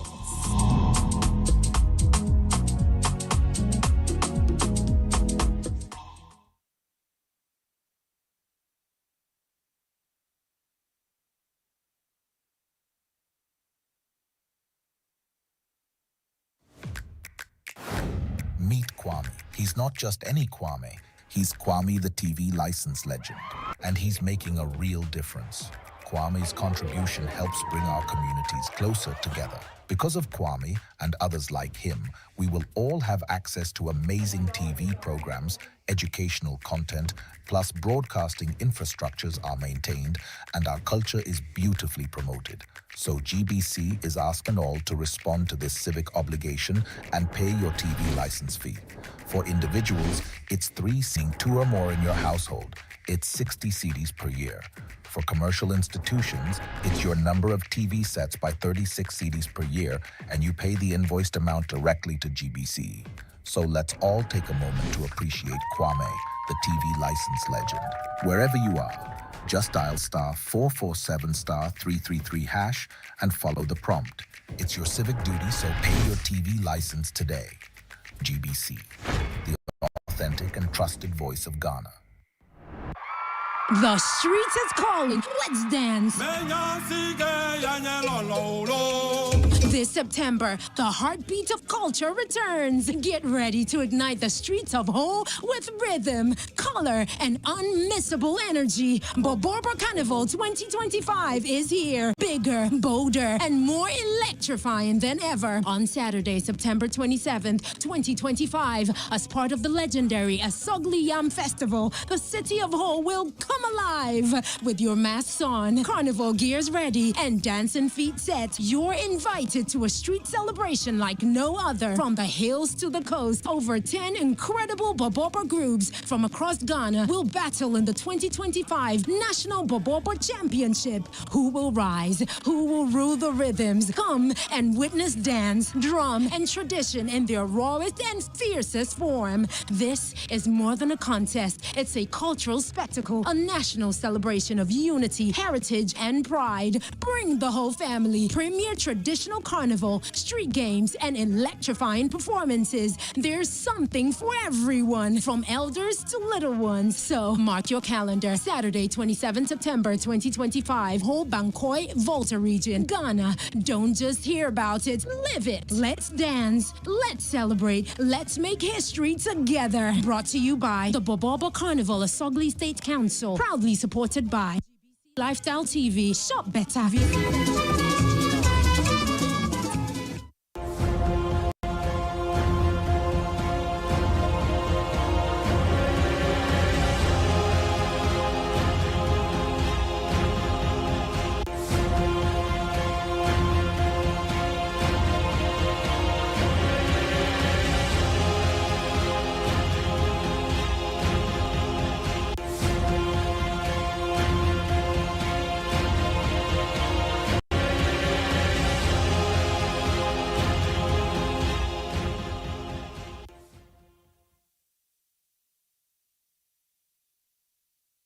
right, welcome back. And just 34 minutes. We're into the R7 Akwatia, and then we'll get to know who is going to be the next member of parliament for Akwatia. Is it going to be Kwame Asumedu, or it's going to be two politicians who just left us? I'm going to continue our conversation with Kojo Ado, who is a political analyst, and also move into the nuances of some of these things and the things that happened since morning into this particular evening. Kojo, I'm sure you've been monitoring activities and monitoring what's going on. Let me pick your thoughts so far, what you've gathered, and then we can go into detail. Yeah, so initially we said good morning to our viewers. Now we are saying good evening to them. We've been here all day long, and it's been exciting. It's been a political exercise that, at least if you love our security architecture in Ghana, you also love aspect of it. If you are somebody who is also interested in more or less human development and then looking at the dynamics within a certain constituency and community, especially development, you also love it. With the exception of pockets of issues that were not related or that are not related that we didn't anticipate will happen, George, it's been a smooth by-election process. For me, knowing that Akwatia some time ago was part of hotspot, violent hotspot in Ghana, and looking at the outcome now, the conduct of the political parties, the conduct of the Ghana Police Service, the conduct of electorates, the conduct of observers on the grounds, I would say that a big thumbs up to all the stakeholders who played a very key role in this by-election. We are at the last lap now. I mean, altogether, all issues happen. Someone could say that, hey, the figures that were written on the results from the polling stations at the collation center, it's also very, very high. Then, so we need to go back again and bring that poll sure and confirm that indeed this have been counted at the various polling stations, are brought, and then the officers over there put all these things together. There is an Excel spreadsheet that they collate all these things that for the media and for the observers to also see.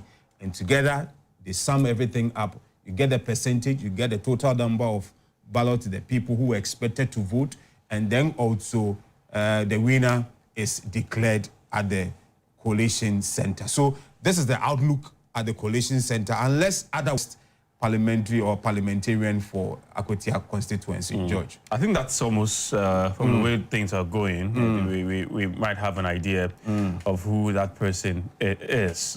If you pick the daily graphic, they are just reporting certain things concerning the coalition center, that according to the daily graphic, the MPP officers and agents abandoned Akwatia by-election coalition center. If you read further, you get to know exactly what that entails. We'll get you further details when we get hold of Maurice Obuti, who should now be at the coalition center to find out what's happening there and getting further details on the developments in Akwatia. But in terms of voter turnout, what do you make of it? It's low. It's very, very low. And I feel that it's a follow-up to the entire general election that happened 2024. I mean, voter turnout was very low. The apathy, a lot of people thought that, hey, what was the benefit that would accrue to me if I should go out there, spend my time, go and vote for someone? And at the end of the day, the confidence that was reposed in a certain government, the expectation of the people was not met here and there. So people have also advised themselves, unless you have a direct benefit to the outcome of the electoral process, or you are someone who believes and you love politics, you love governance, and you know that it is your right to the constituency or of a country, the love wouldn't be there, and it was expected.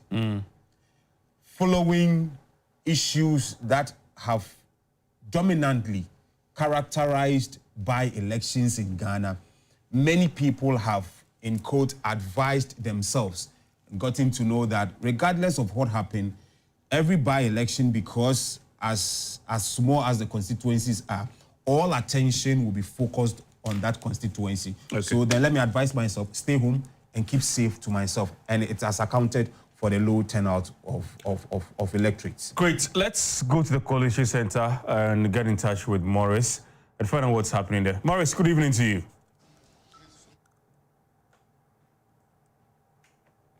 Good evening, Morris. All right, so we're coming to you live from the Coalition Center here at Akwatia, which also houses the Police Command Center. We receiving, polling materials from the various polling stations across the 119 polling stations in the Akwatia constituency. So far, the Electoral Commission has been able to collate 60 of those polling stations. They await some 50 plus. Then they are able to tell us exactly who becomes the next MP of the people of Akwatia. Before we get those figures, which the EC projects once in a while on the screen, we quickly want to engage a rep of the NDC. He is the DC of the Denchembo district here in the Akwatia constituency. He's been monitoring events on behalf of the NDC. Let's understand exactly what the picture is like. So I was listening into your director of elections, and he said... Thank you very much. If you look at so far the polling stations that we've gathered, we are left only one polling station for now. But the difference is almost 3,000 plus. 3,000 plus. So we are left only one polling station, and that polling station is within our stronghold. So looking at it, the election is a done deal. Basically, we were looking at development issue. So people think coming to vote is voting for development, and the trend of voting basically goes for development. And as I said in one of your media, people in Akwatia here are not violent, as people used to give the picture out that basically are coming to Akwatia and come and fight and come and do this. When you come to the grounds, you basically see that everybody is walking calmly, going to vote, and there wasn't anything like fighting. And this election is one of the best. See, I need an MP that can help me to bring development to my people. We really need development. If you look at Akwatia, basically, you've seen our roads. And the lower West Akim, we are far behind. Most often when we have the president, we don't have the MP. When we have the MP, we don't have the president. So basically, most of our development is gone bad. So this time, we thank the people of Akwatia for them to understand really that we need a development. So they came in their numbers.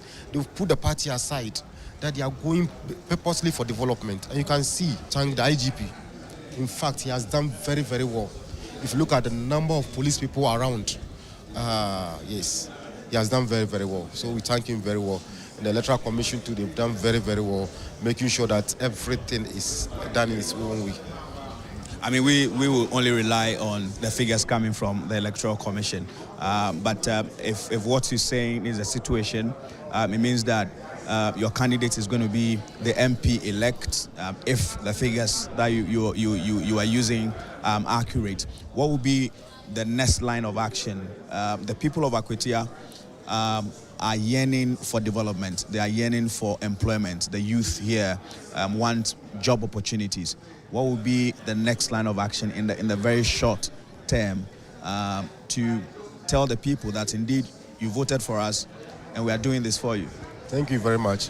As you know, just 2 days ago, we were able to commission our DVLA. It's a job creation.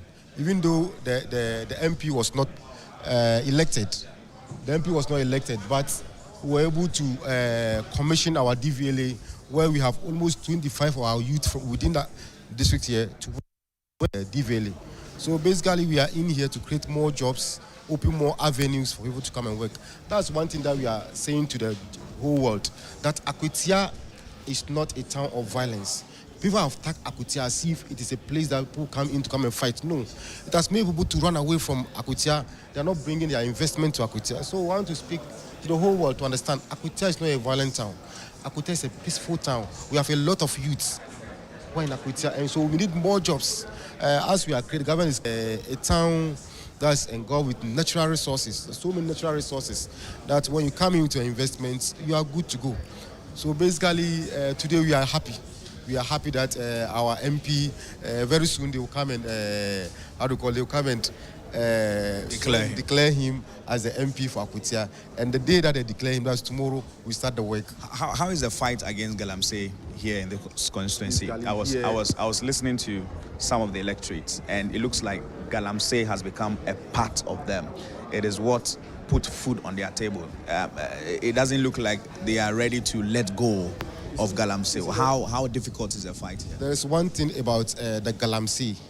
When you made mention of the Galamsey in Akwatia here we are doing diamond.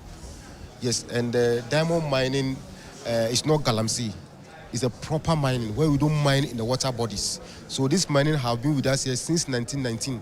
So our mining is not Galamsey. Gold. You do some gold as well. There's a little bit of gold, but we are major in diamond here. So basically it's diamond that we do here. So if you need diamond, we get you one. Thank you very much. And so that's the DC for the Denchambo district here within the Akwatia constituency. We still await polling results from the various polling stations. The last time we counted, the EC had done some 60. So those are the results on the screen per the number of polling stations that have been collated so far. So we see the MPP's Solomon Asumedu with 8,101 there. And then we see the NDC's Bernard Bediaku Bedu with 10,461. And then Owusu Patrick, who is the LPG candidate, also with 49. Those are official certified figures from the Electoral Commission, even though the NDC is saying that per the results that they have collated, they appear to be in a lead with a vote difference of some 3,000. Quickly, we'll speak to the Director of Elections of the NDC, Honorable Tanko Computer. He's been leading the team here, making sure that the whole process favors the NDC candidate. He attests to the fact that the whole process has been very peaceful, very calm. The Ghana Police Service has been on top of their job, ensuring that nothing untoward happened. Quickly, we'll speak to Mr.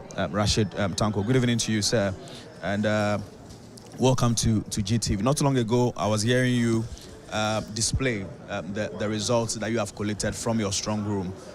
Even though we also see some MPP faithful jubilate on the street. How are the figures looking like? We have collated all the 119 polling stations. Pink is given to us from the Electoral Commission, polling station by polling stations.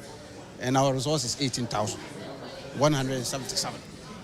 And their resource is 15,247. They have lost.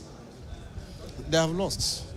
It's a sweet victory. With a vote difference of almost get 3,000. We got 249. So almost 3,000. We are beating them hands down. What will you say contributed to this victory you call Money Mama? The 8 months governance, they have seen a better governance.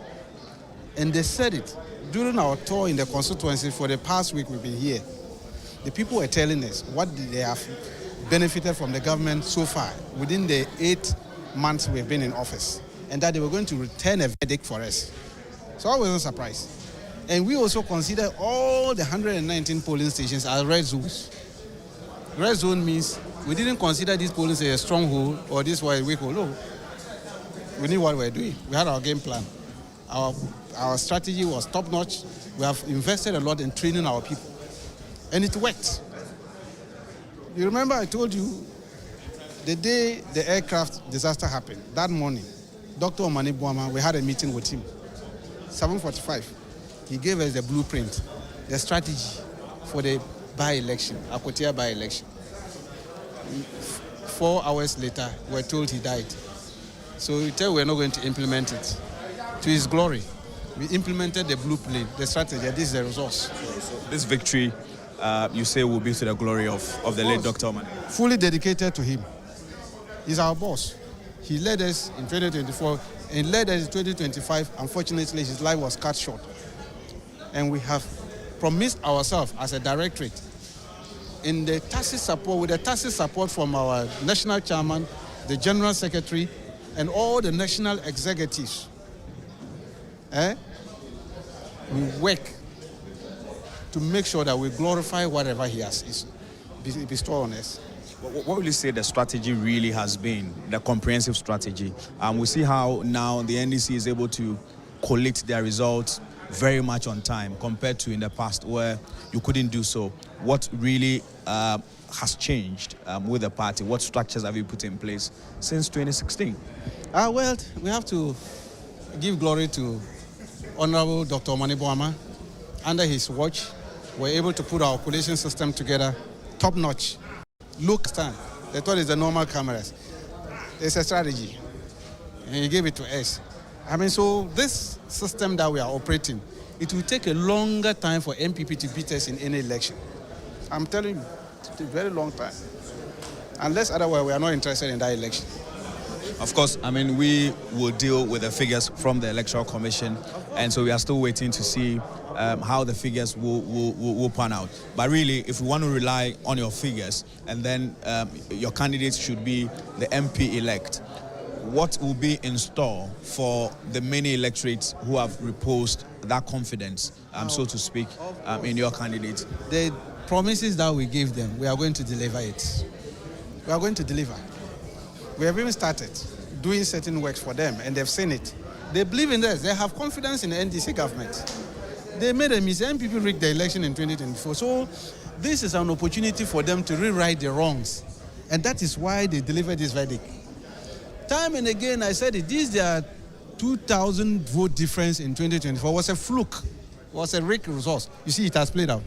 Have you seen it? But of course, the dynamics have changed. This is a by-election, so much attention from both parties. You see, I indicated that they have been rigging election in certain polling stations. That gave them the 2,000. Today, Eagle Eye, when we close it up, have you seen them? They are panted, they are hot. But are you aware that there's also another looming by-election? Of course. Not that one, there's another one. Michael Befi told the whole world. Michael Befi? Yes. He said, if NDC wins, he's going to do what? He's going to resign. But of course, we'll still wait for the official results from the Electoral Commission. And you must follow him to resign, so that they can trust politicians now. We don't just make statements and get away with it. So you have to follow it through, so that we go there from Tamale, we'll go to Michael Befi, please. We went to Wenchi and we saw some road projects under construction. Some have said that those were last-minute gimmicks to woo the voters to vote for you. Are we going to see same repeat itself after the people have voted for you? You wait for some 4 years before you come back to them to come and deliver what you promised? You see, the drip machines that every assembly has, what is the use of those machines? Is it not to make sure that they have more travel routes in the constituency, in the district? But the drip machines, I thought, had been regionalized, really. No. Every district has one. They only put them, the regional, to coordinate them. That's what they are using. We are making good use of it. For the benefit of the people, it's taxpayer money. They have not even paid it. We are going to pay for it. So the machines should be beautifying the assembly offices. No. Say they make good use of it. You have a problem with your roads. Use the drip machines. They have not brought any bulldozer from Accra. No contractor from Accra. Everything is localized. Huge machines and other things to bamboozle the people just for vote. No. We will make sure that. What are your final words before I let you? My final words is that we have to wait for the official declaration, and then our candidate will be here. He will speak to you, the media, and then we'll take it on from there. But I want to use this one to thank the police. In fact, the police did a yeoman's job. We have confidence in them. As a party, we had confidence in them. We believe in their judgment in terms of handling the election processes and all that. And they did marvelously well today. But not too long ago, you didn't have confidence in them. Oh, we've never had issues with the police. Even as of 2024, we never raised issues with the police. Because we did it at Kumewo with them. As in North, we did it. We didn't raise elections. So why now do you think that we won't have confidence? We always have confidence. The only problem we had is the EC. We're having issues with them. We still have issues because we don't trust them. That's why we are having our eagle eye following them. And you think that any moment from now, the process for the removal of EC officials will commence? Really, you do not trust the Electoral Commission? Today we are doing Akwatia by-election, and we are here to declare results. That is the topic for now. Thank you very much. Rashid Tanko is the Director of Elections of the NDC. He's been showing us figures as collated by the NDC, even ahead of the official declaration by the Electoral Commission. But not too long ago, the Electoral Commission displayed the results figures ahead with some 1,000 plus votes. The MPP's candidates also with some 8,000 votes. We're still waiting in polling stations here in the Akwatia constituency, and then the official results will be declared. We can say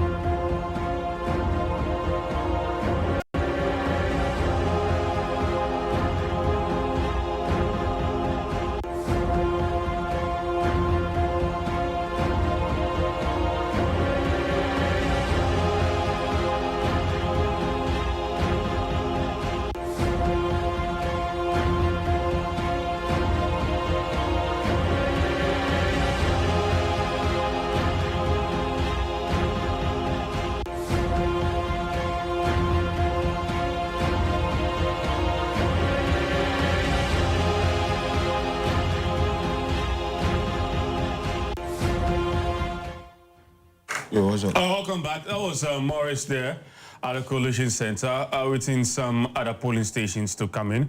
And when finally the 119 polling stations drop in, we'll get to know exactly who is the new Member of Parliament for Akwatia. Although we've heard from the Deputy Director of Elections and also IT for the NDC, that's Tanko Computer, who is saying that the NDC just won that seat. We await the final declaration coming from the Electoral Commission. Could you were speaking before we had to quickly go to the Coalition Center to talk to Morris to the activities and events that have unfolded so far? Yes. So it's been very fruitful.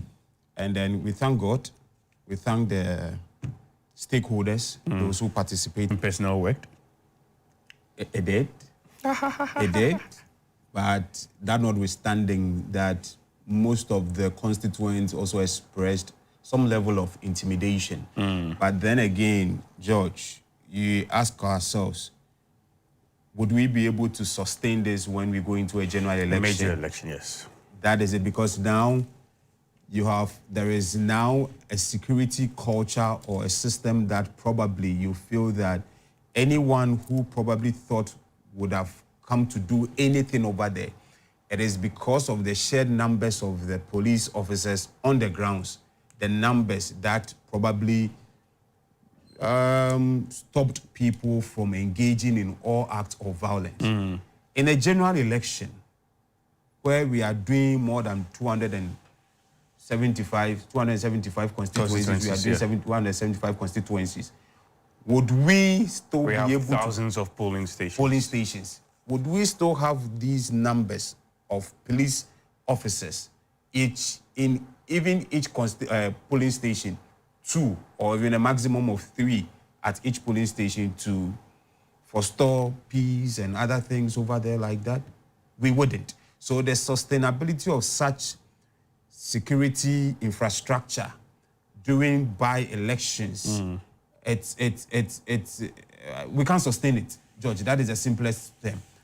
Or are we building this model specifically for by-elections, and are we building a different model for general elections if this election task force led by the Ghana Police Service, Internal Security, is able to let us know as citizens so that we'll be aware that in case of any by-election, this is a security model that we are using in times of general election. This is also the security model that we are using so that Ghanaians will be aware about it. Then we will all fall in line and know that this is the structure that we are using. But in any case, it is a good thing.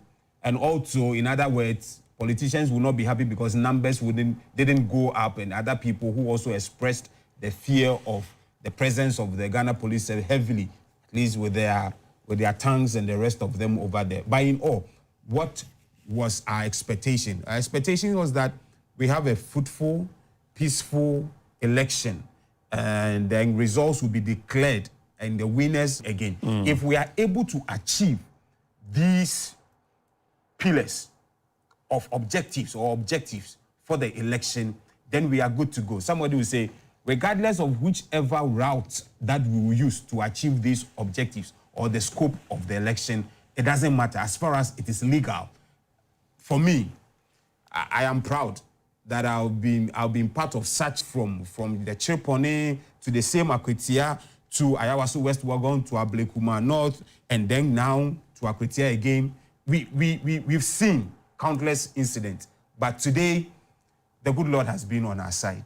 And I think sensitization, education, I mean, a lot of things have also gone into it, and we thank God for how far he has brought us. All right, I mean, let's just face facts. We're still waiting for the commission, the electoral commission, to officially declare who won, but it looks like it's going for the NDC. Are you surprised in here? No, I'm not surprised. In the morning, I told you, looking at the various thematic areas that the constituents were pointing at, roads, we talk about jobs, they also talk about security, they talk about anticipating development to themselves. And you ask yourself, would an MPP first-timer in opposition be able to bring all these things to the people? Would the person be able to lobby? Would the person be able to knock on doors? Go to the Ministry of Roads and Transport, go to the Ministry of Youth and Development, go to the YEA and say that we need employment for this number of youth? Would that be easy, knowing that he will become, or which political party will form a government? Now they know that NDC is the government. And every good thing that you desire to come to your constituency, you need to be in alignment or you need to be in bed with the government. So it means that the safest way mandate to the individual who has the goodwill of the government, who will knock on doors and doors will open, who has access to power and who have access to Jubilee House. And no other person than one person who has served the constituency in the capacity as a constituency general secretary. For the NDC. For the NDC. And I indicated in the morning that, George, if you are a general secretary within a constituency, you are a power broker. Some of them are even bigger than the constituency chairman or constituency chairwoman or constituency chairpersons. They have data available to them. They know every corner of the constituency and they understand the mood of the constituency at every given time. They know which knobs to press at any opportune time. And I think that this was what has worked for them. And MDC being in government and saying that they are going to create jobs, saying a lot of jobs are going to come to the people. His Excellency John Dramani Mahama has promised that he wants to make this term a term that Ghanaians will remember him for. So whatever it takes, legacy term, whatever he wants to do, he will do it. If he breaks the back of the camel to be able to send development to the people of those that are coming in. And when you listen to Tanko Rashid, the Deputy Director of Elections for the NDC, with the results that he gave, 18,000 plus for the NDC, 15,000 plus for the NPP, plus or minus marginal of a little less than 3,000 votes came in. I mean, if this is what we are supposed, and these are provisional, viewers, these are provisional results, and the mood of the constituents has really reflected in the vote outcome. George. Did the MPP feature the wrong candidate? Because I know earlier you were talking about the candidates in there. You have very interesting comments to make about the NPP candidate. Yes. I told you that one of the key elements or attributes that the NPP were touting about their candidate was that, oh, he's a financier. He has support homes and families. So the possibility that when there are no opportunities for the people. And I indicated that they should be careful with that storyline and tagging people being financiers, because it is now having a toll at the national level now, where people are going all out. Candidates that we thought that will never even get closer to even dreaming of becoming flag bearers of the NPP are all coming up to say that they want to be flag bearers. And then their reasons, or their reason is that they have financed the party since 1992. They have been grassroots supporters. And everybody says that I have been a financier. The fact that you have been a financier doesn't mean you are the right candidate to lead the party. I had my reservations about the NPP's candidate. You see, George, politics is about how you are able to appeal to the people. Be more people, those who are. And politics, it's about public speaking. You need to be able to be out there, vocal, speak to convince. And on a few occasions that I've watched the video of the gentleman, I didn't see much of these attributes. It doesn't matter. Within him. Rather than what they have been saying about he's a financier, even with himself, speaking and telling the constituents what he would do when he is voted for. There was little on what his plans, his policies that he stands for, and if given the nod, what he would do to improve the lot of Akwatia and the constituents in general. People were rather speaking for him. If you realize, there were people who were rather speaking on his behalf. So I was asking, is he not a man enough to be able to come out with his own ideas, his own plans, his own strategies as to how he's going to work around all these things? All these things, people look at it. And mind you, when you go into the House of Parliament, though there are subcommittees, that majority of Parliament's work is based on the workings of these committees, which are not always publicized, unless the vetting committee or the public accounts committee and few other committees of inquiry that is of national interest, keenly that people want to follow on live television. Other than that, work goes on within these committees. But on the floor, within the precinct of Parliament, on the floor of Parliament, what people see you doing is for you to talk and talk to your people within the constituency. And if people do not see you on your feet and speaking convincingly, for them to use you as a case study for the new generations that are coming, that this is our MP, for them to be proud of you and say that this is our MP, then it means that you being in Parliament, there are other people who have lost their seats because their constituents are like, oh, I call Parliament, cry and so Kasampo or Parliament. So it is one of the things that if you aspire to be in Parliament, you should be able to. And I didn't see, or I don't see, all these attributes in the candidates that the NPP presented to the people of Akwatia to vote for. And in times past, I believe, and that is what I'm saying. I mean, you always keep saying she beat Baba Jama, because the dynamics have changed, George. The dynamics have changed. Well, they have learned their lessons and gotten to know that, indeed, even though she beat Baba Jama, she won. Things that they wanted, she couldn't well represent them in Parliament. They didn't want to have maybe Kufise, a second replica of Amase, Kufise in Parliament. So this time around, let us change and give power to whoever can bring development to Akwatia. Okay, that means that the NDC candidates was someone good for them, because the fear was that since Henry Yadon Boache was not able to win the primaries and Bernard had to beat him, Bernard is the lawyer, the fear is that maybe Henry's supporter would not come out to vote for Bernard, unfortunately expected. But you also realize that it's not dependent on him entirely.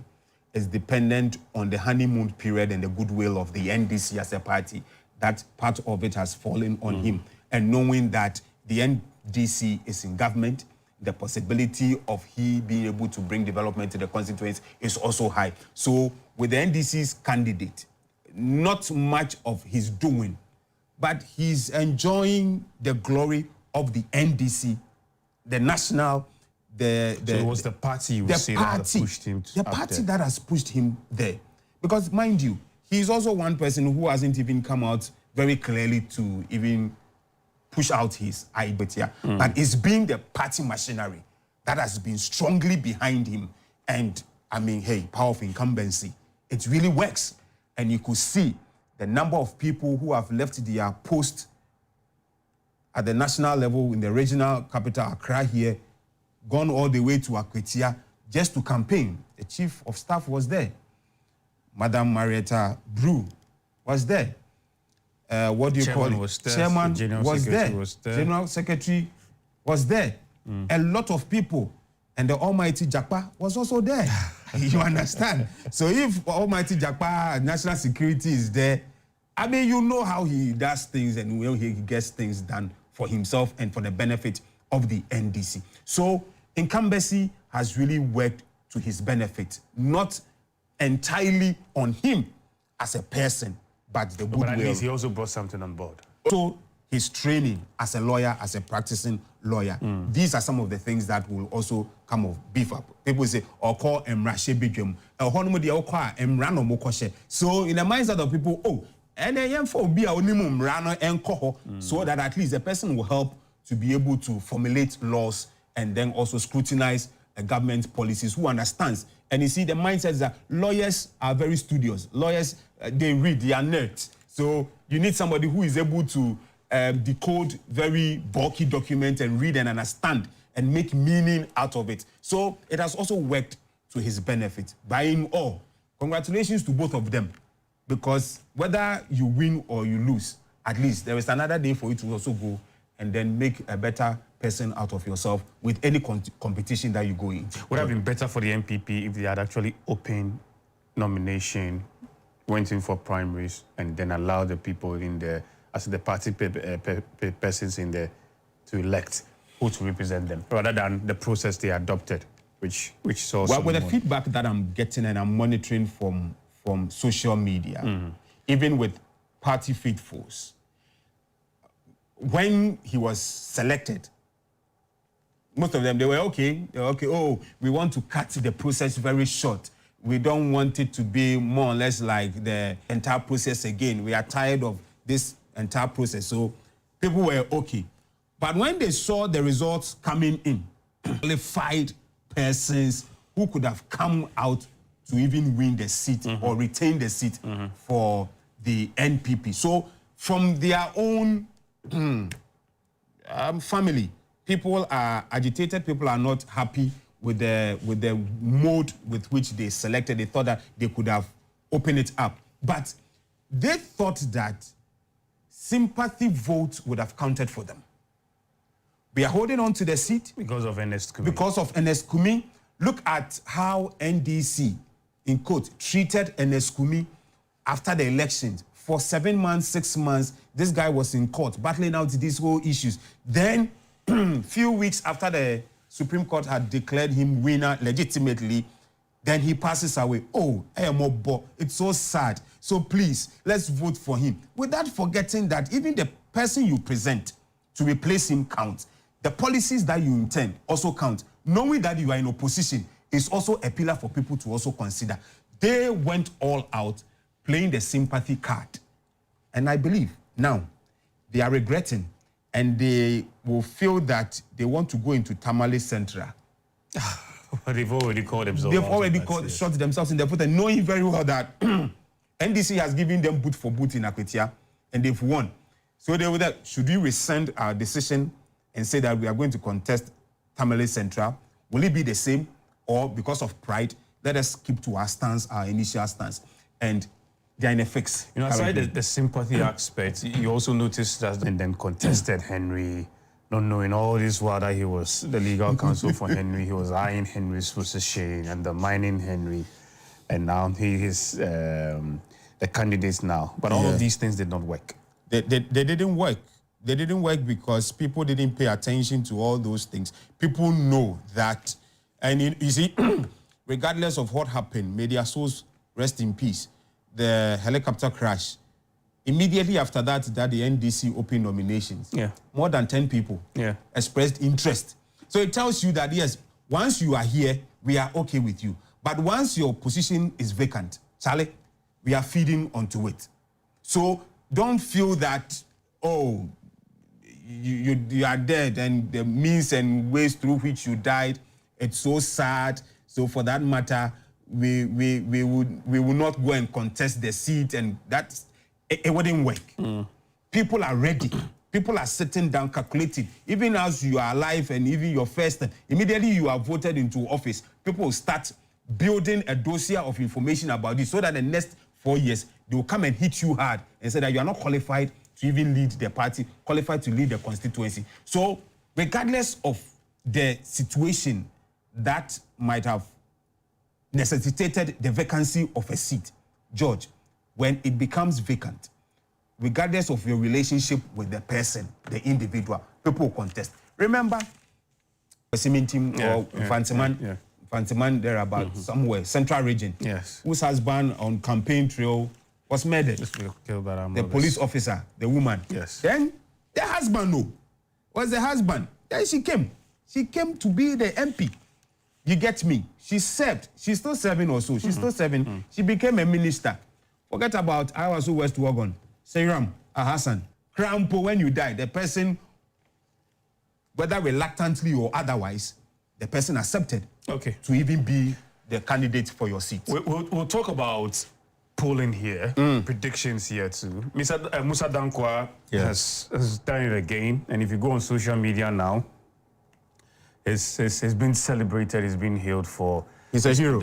His projection. We'll talk about that, but let's go back to the Coalition Center and talk to Morris for further updates at the Coalition Center. Morris, over to you. Receiving polling results from some more polling stations into the Coalition Center proper. The last time we checked, the Electoral Commission had counted close to 80 of the polling stations, collated those results. All put together, it still puts the NDC's candidate 10,000 plus of the total votes cast. The MPP's candidate is doing some 8,000 plus. Those are figures coming from the Electoral Commission. Not too long ago, we spoke to the Director of Elections of the NDC's candidate has taken the lead. In fact, he has won the Akwatia by-elections. So from their perspective, he's going to be the MP elect. Security is very tight here at the Coalition Center.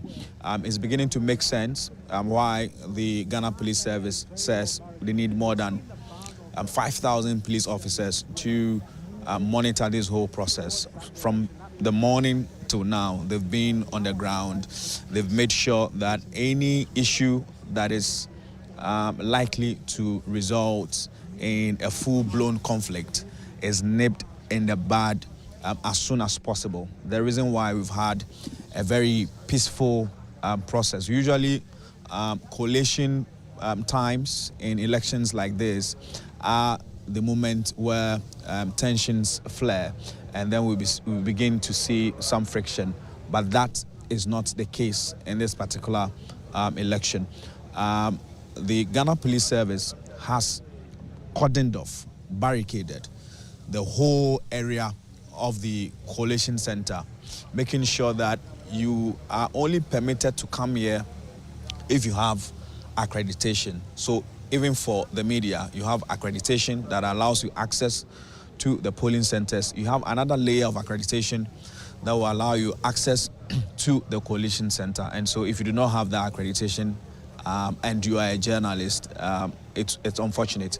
You won't be allowed to come into the inner perimeter where the whole results are being collated here. So you can see in your shots down there, the Ghana Police Service in their numbers, even though party faithful, NDC party faithful, who have heard perhaps the news that they are in the lead, will want to come into the stakeholders, major stakeholders who have been properly accredited, that will be allowed to come and witness the coalition process. So you see some few unofficial persons, as has been since morning. We end the Akwatia by-election, a peaceful one. The IGP has said that this election should be one of the best the Ghana Police Service, for that matter, Ghana has ever witnessed. Exactly what we are seeing. Both sides of the political divide agree that both the Electoral Commission, the Ghana Police Service, they've provided a level playing field for everyone. And so even here at the Coalition Center, where you would have, both the NPP and the NDC monitor the results keenly.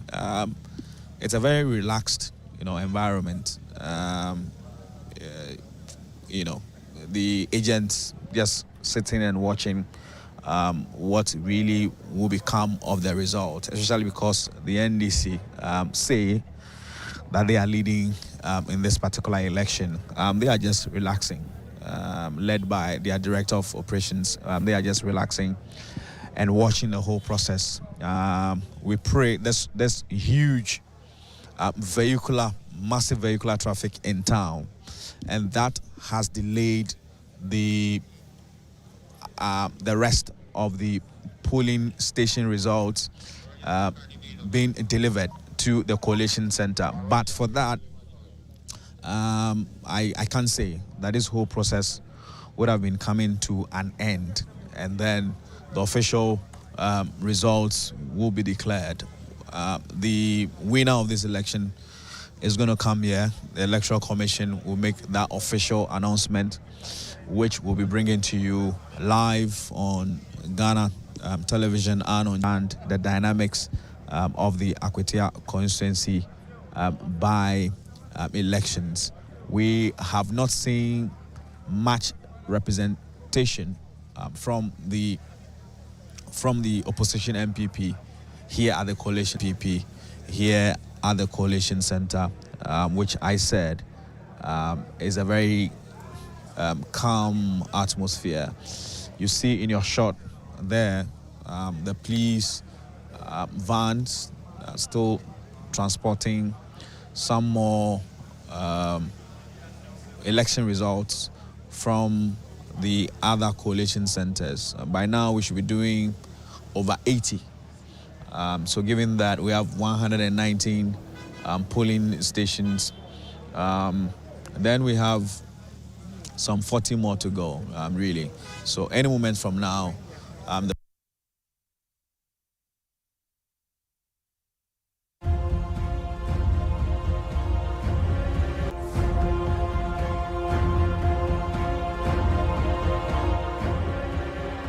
All right, welcome. And that was Maurice there, who will work again to get his line. He's reporting live from the Coalition Center in Akwatia, where we are waiting the final declaration. As we speak now, coalition is ongoing. And the projections so far, not certified nor official, coming from the Electoral Commission, looks for an NDC win for that particular constituency in Akwatia. I guess it's still here with us, Kojoado. I mentioned earlier, before we went to Maurice, that we're going to talk about polling. Musa Dankwa did his first poll for Akwatia, and he gave it to the NPP. Then he did his final one. I mean, if you follow his work, his second one. And then in the second one, which was just 2 weeks ago, he gave the NDC's candidate, that's Bernard, 53%. And then the NPP's candidate, that's Solomon, 47%. Well, as usual, whenever he comes up with his polls and his numbers, a lot of thoughts and comments go through it. Those who challenge will challenge him. Those who politically will paint it in a way will also do same. Those who troll him will also do same. But as we speak, and if you go on social media now, if you go on X, formerly Twitter, you go on Facebook, you even go on all the major platforms, he's reigning now, and he's the king, if I put it as such. Getting all the best reviews from Ghanaians. That, listen, so far he's proven to be one of the best that we have in this country, if not the best. His last comment I saw on Facebook was that it was difficult for him and for the team to really come out boldly concerning Akwatia. But they had to do something, and they had to come out with it. Now that it's turned out to be right, he's almost in tears and all that. Polling, how important is it when it comes to election? That those who believe in it, there are those who don't believe in it. People are calling him that he should show them his malam. And if he will show them, and if he is the malam, he should open his doors, then people will come to him. But it's important that scientifically, I mean, it's a social research that determines the mindset of people. You take a sample size out of a population, you try to engage them, know their mindset.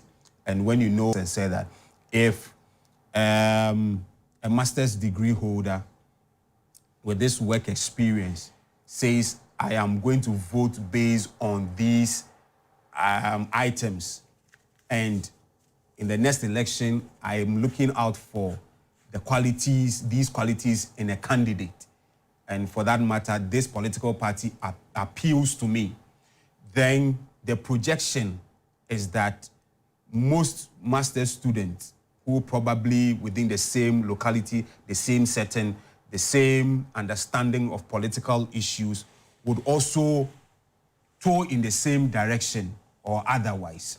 So it is critical to know the mindset that go into the thinking of a people within a setting, and to know what their intent or their intentions are towards an activity or something that really they want to do. And it also gives political parties an opportunity to also build their campaigns, restructure their strategies, redesign their messages, and then also whether to stay at the national level or to go to the grassroots and make some few amendments to the strategies that they've mapped out. So your screen now, some ballot boxes that has just got into the coalition center. So those are some ballot boxes that just got into the coalition center there. And George, yes, this is what I was saying. We could have done away with this face. Which face? This face. Which face? This coalition center face. Why? Right? If we try to deploy high-tech technology whilst real time, we'll be able to also get the numbers in real time. Yeah, okay. More police officers will come to relief continues even as we prepare to do the final declaration. We're still receiving some more polling station results. There's so much traffic in town because there are a lot more police vehicles and a lot more vehicles jubilating on the streets of Akwatia, particularly the Buedua area. And so that has made it almost impossible for polling results from satellite communities to make their way into the coalition area. But for that, I am very sure this whole process would have ended, because really not much more needed to be done. The Electoral Commission putting the figures together in a very calm, relaxed atmosphere. As I said earlier on, the NDC has said that they have won this particular, the Electoral Commission. So if the rest of the polling results come in any moment from now, the Electoral Commission should be able to declare the winner of the Akwatia by-election. Let me also say that almost everyone you speak to has been commending the Ghana Police Service. Ahead of this particular democratic exercise, there were some who thought that 5,500 police officers was way too big a number for just one constituency. But with the benefit of hindsight, you begin to understand really why the Ghana Police Service had to do that, leaving no stone unturned. They've been all over the place, monitoring and ensuring that, especially if you do not have any business at the collation center, any moment from now, when the final ballot boxes come, very much sure that the declaration will be made. The winner of this election, as will be declared by the Electoral Commission, will come here to say a few words. We will get to speak to him, and then the Akwatia by-elections come to an end very, very, very peacefully. The IGP has said that he wants this particular by-election to be one of the best, and all those who have been here will attest to the fact that it's been a very peaceful process, despite some few glitches that we saw early in the morning. You see in your shot some more polling results coming in from the various constituencies in the various polling stations in the Akwatia constituency. Yeah, so some more coming in. Roughly, we should be doing more than 100 now, and so really 119 polling stations. If the traffic situation eases, that should be cleared any moment from now. The process has been very peaceful. We've not seen any cause for alarm, even in the strong room or the coalition sense, monitoring the process as we watch the situation.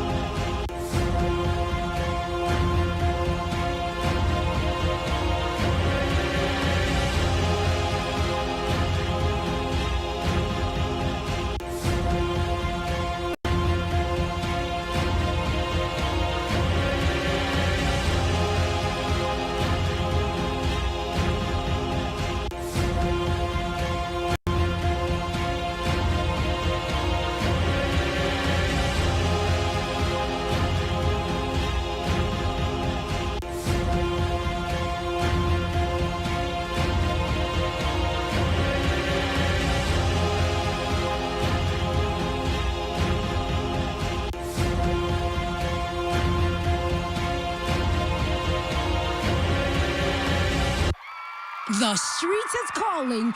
Let's dance. This September, the heartbeat of culture returns. Get ready to ignite the streets of Ho with rhythm, color, and unmissable energy. Boborbo Carnival 2025 is here. Bigger, bolder, and more electrifying than ever. On Saturday, September 27th, 2025, as part of the legendary Asogli Yam Festival, the city of Ho will come alive. With your masks on, carnival gears ready, and dancing feet set, you're invited to a street celebration like no other. From the hills to the coast, over 10 incredible Bobobo groups from across Ghana will battle in the 2025 National Bobobo Championship. Who will rise? Who will rule the rhythms? Come and witness dance, drum, and tradition in their rawest and fiercest form. This is more than a contest. It's a cultural spectacle, a national celebration of unity, heritage, and pride. Bring the whole family. Premier traditional carnival, street games, and electrifying performances. There's something for everyone, from elders to little ones. So mark your calendar. Saturday, 27 September 2025, Ho Bankoi, Volta region, Ghana. Don't just hear about it, live it. Let's dance, let's celebrate, let's make history together. Brought to you by the Bobobo Carnival Asogli State Council. Proudly supported by Lifestyle TV. Shop better.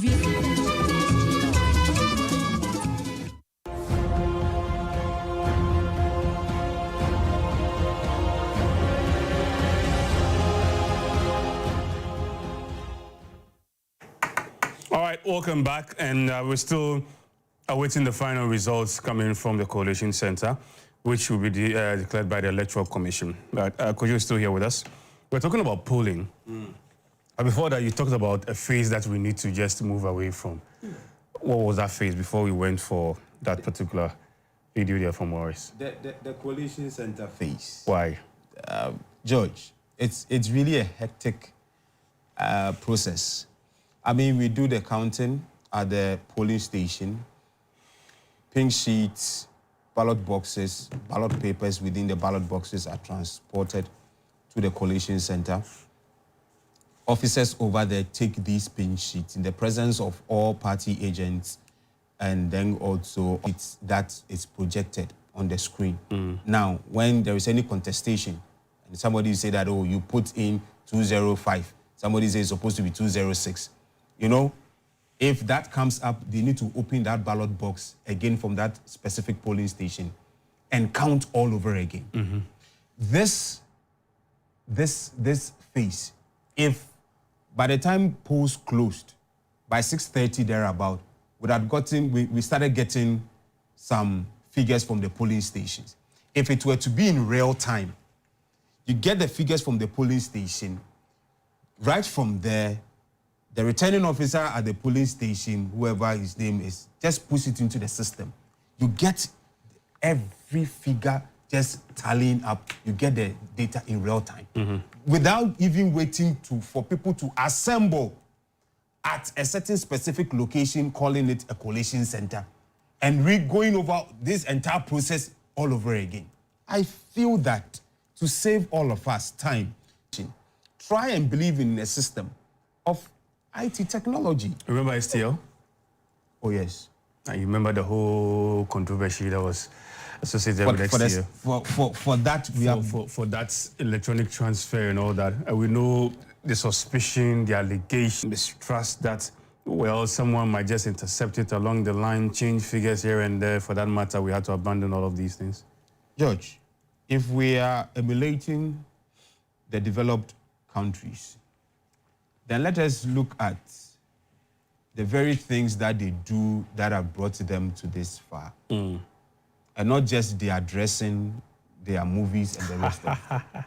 If we are emulating them, let us look at their governance structure. If you have adopted democracy, then let us look at the various additions, the add-ons that they have to be able to deepen their democracy. America uses the electronic system of voting. Germany does. They have moved on ahead, and they believe in the system. Fine, we'll try. Errors. If we say that we are moving and we are training 1 million coders, 1 million people in technology, where are they going to exercise their knowledge, if not for the benefit of the nation? We should believe in them. And I tell you what, George, I'm telling you that there are Ghanaians, indigenous Ghanaians, who can build the Electoral Commission, a system, very robust system, to be able to have real-time data and also election results here. What we do is the fear. What do we fear? I think it's more about trust. Trust. Whether you trust or not to trust the Electoral Commission. And when it comes to elections and choosing a leader in Africa, trust is key, extremely key, because in that trust is something that needs to be done. If we have to do away with technology and engage in things like this that is so open, is very much transparent for everybody to see, which will be the aforementioned, we take them. Well, not necessarily so, but at the end of the day, even if we involve technology... the human face, every day wanting to see somebody before you know that indeed Thelma was making a session to the party, and that one also gives the whole thing all together, and that one is trust. Yes.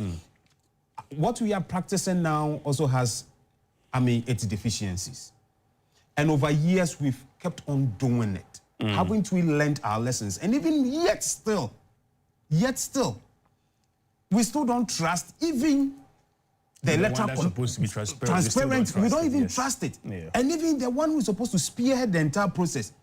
There are political parties, because you are in opposition, you don't trust the EC. The EC will do this. Immediately you go into government, the EC is all okay. So even when you say that the EC is going according to numbers, what the votes, how many people have voted, is the numbers that we are counting. Still, people say they don't trust the EC. When we started using biometric system of verification, what did we see in this country? Opposition, plenty. But today, George, we're discussing with Thelma. We have moved from the days of the double voting, the underage, and then what? Security. Yeah. Personalities. Who was there? Why did this thing happen over here? And the Electoral Commission is more or less blameless now, because the administrative systems and the things that they use to support the entire electoral process. They're blameless now because we are not in an election period. That's how come we are blameless now. Because we don't find ourselves in an election period. But we have made progress. We have, actually. We have indeed made progress. So I believe that if we want to also make progress in transmission of results, election results, then we can start with one by-election and see how it goes out. Then we can just escalate it. At least, if we go systematically in this way, people will still find confidence and find the problem. The more the problems come, the more we build and make it more robust and make it more trustworthy. And this system is also going to be very accountable to the people. Now, they can log in. If NPP wants to have it, if CPP wants to have it, but the master one, they wouldn't be able to have access to that sort of data. Let's give people layers of information so that as the system is building up, they will trust it. But if we say, oh, we don't trust it, and then blank, we just don't trust it, so we shouldn't even start working towards it. George, today, you trust Lalu, that one day will come, the president. The transmission of that... You know, I get your argument, but you also get to understand that as a country, we have a history. And everything we do now is based on our history. We've not had it that smooth. We are in the Fourth Republic now. The first did not succeed. Second did not. Third did not. So as a country, we are doing everything it has to take us to do to maintain this particular republic. So yes, I understand you. We need to protect this republic. And if these are some of the things we need to do to protect the republic, that's important. Look, George, if we had done it before, we've never done it before. Let's give it a try. Okay. When we're moving from the opaque ballot boxes, remember the objections to this. People objected. Hey, first, initially, were boxes, like raw boxes. They were opaque. Where ballot boxes, ballot papers fall in it, you don't even see it. Then we moved from the black and white pictures on our voter ID cards. To colored. So that at least when you vote in this constituency or within this polling station, immediately you vote, your bios are captured and they are flagged within. You put your thumb on the biometric machine, you have already voted. We trusted this. We have come a very long way. It has seen its challenges, But it is through challenges that we build robust systems. Okay. And I believe that let's give it a try. By this time, we would have left here and would have been sleeping on our bed. But because we have adopted this one-on-one, face-to-face, this belief system that it is when you see the paper and you see the ink on it, that is why you trust it. That is why we are all here. And go to Akwatia as it stands now. The tensions that are building up. And you see, under the cover of darkness, there are a lot of things that people would want to do. Do we also want to project into the midnight and people will just come and disrupt things? Listen, these police officers, indeed they are there in their numbers. But they are humans like us. Change of guard, other people are going into rest, other people are coming back again. They are also going to get tired. At a point in time, there will be fatigue. Fatigue will set in automatically. And that is when if somebody wants to indeed, go in to do anything, they would be able to go in. But it's too hectic. It's too hectic. And it is so unproductive for me. Well, we could have done something that's so simple. Now, today, those days people were using Telegram to communicate. People were using letters, to writing letters. When somebody developed WhatsApp, somebody developed Facebook, now it is so easier for us. And life has become so simple. Now people enjoy communicating across borders. But now we are still doing this paper to paper. Count and let me count. Let me see. I don't trust you. Just because somebody will become an MP or even a president. Member of Parliament for New Jabbing. That's Michael Ochibefi. He went viral, if I put it as such, for saying that he's going to resign from his seat if NDC should win the Akwatia. My understanding is that he's come out to apologize. Oh. That he said he went too far. Oh. He said he went too far. Joel, there is something we must instill within the citizenry. Level of integrity, honesty, that your words should be your honor. And when you are in public office, especially elected ones like that, you should be careful of your choice of words and then also pronouncements that you make out there. And in one breath, you can't say this, and in another breath, when the tables turn, you say otherwise. But that's politics in Ghana. This is politics in Ghana, and the very fiber that is holding us, level of integrity, the integrity that is we are supposed to abide by. Everybody is just doing away with it. You see, he's sorry. He lift his words. Then we will know that indeed people really mean what they say. And so if such a person comes to my constituency for you, and then you give him the opportunity, he comes into power, this person is going to find every excuse under the sun. I was so happy that, for once, just like I'm going to shave my hair live on TV, and indeed they live up to that. Yes. They do it. So I was expecting that, indeed, this man was posted on his Facebook wall that, indeed, the battle has ended for the NDC. They've won Akwatia. The next by-election is New Jabbing. I mean, Tanko Computer also talked about saying when he talked to Morris that their next by-election is New Jabbing. but obviously, I know he was going to come out to say that's just political talk and all that. If you're here with us, this is our coverage of the Akwatia by-election. Everything has come to an end anytime soon. Stay with us. We're going for a quick break. We'll be right back.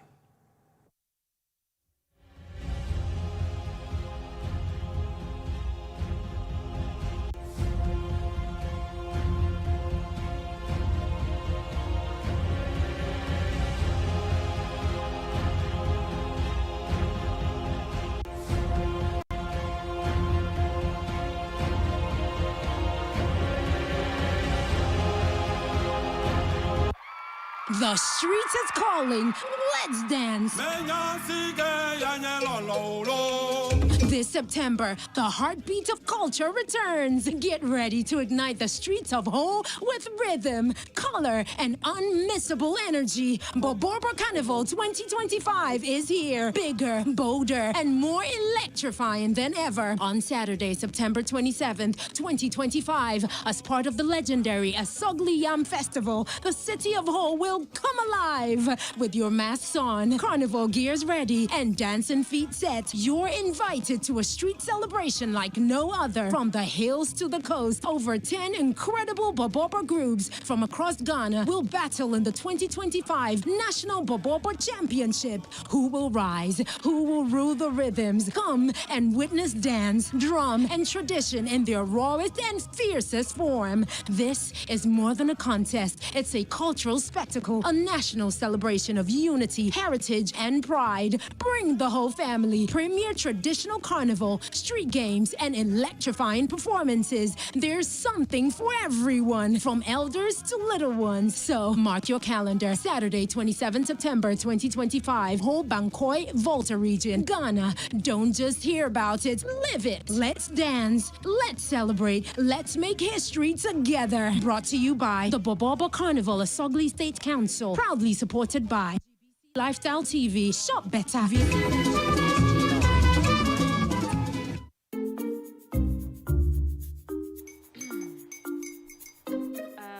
Kwame and his uncle are almost here. Wait a minute. This one too, your friend Kwame. Wait, Kwame. As in the same Kwame again? Yes, Mommy. I'm the second coming. Into all this tension just to reintroduce that broke boy from Kaswa. Why would you deceive the family like this again? Now I understand the whole delay. Trotro from Kaswati. Why wouldn't he be late?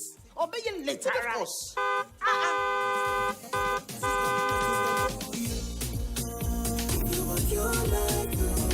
That's everyone to hush. That's everyone to hush. You go give me the luckiest. Go feel from Georgia be luckiest. From not the block, she be luckiest. Me and you go feel be luckiest. No matter why you're luckiest. Everybody go be the luckiest.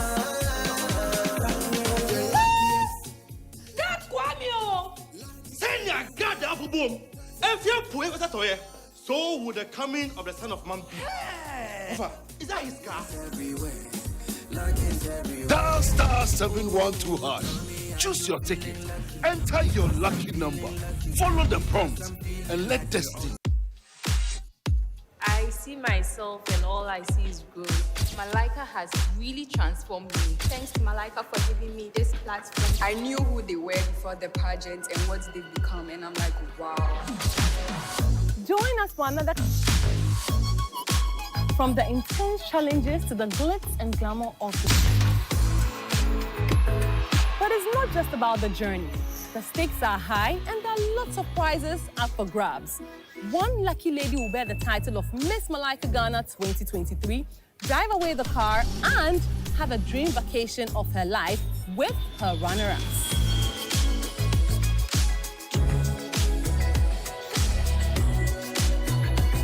With the twists, unforgettable moments, and the quest for the crown, this season, we get to experience beauty that blooms from within.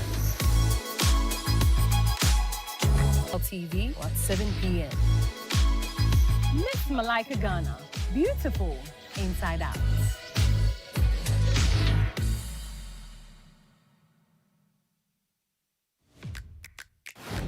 Meet Kwame. He's not just any Kwame. He's Kwame the TV license legend. Kwame knows that by paying his TV license, he's supporting GBC, our public service broadcaster, and he's making a real difference. Kwame's contribution helps bring our communities closer together. Because of Kwame and others like him, we will all have access to amazing TV programs, educational content, plus broadcasting infrastructures are maintained, and our culture is beautifully promoted. So GBC is asking all to respond to this civic obligation and pay your TV license fee. For individuals, getting 2 or more in your household, it's 60 cedis per year. For commercial institutions, it's your number of TV sets by 36 cedis per year, and you pay the invoiced amount directly to GBC. So let's all take a moment to appreciate Kwame, the TV license legend. Wherever you are, just dial *447 *333 hash and follow the prompt. It's your civic duty, so pay your TV license today. GBC, the authentic and trusted voice of Ghana.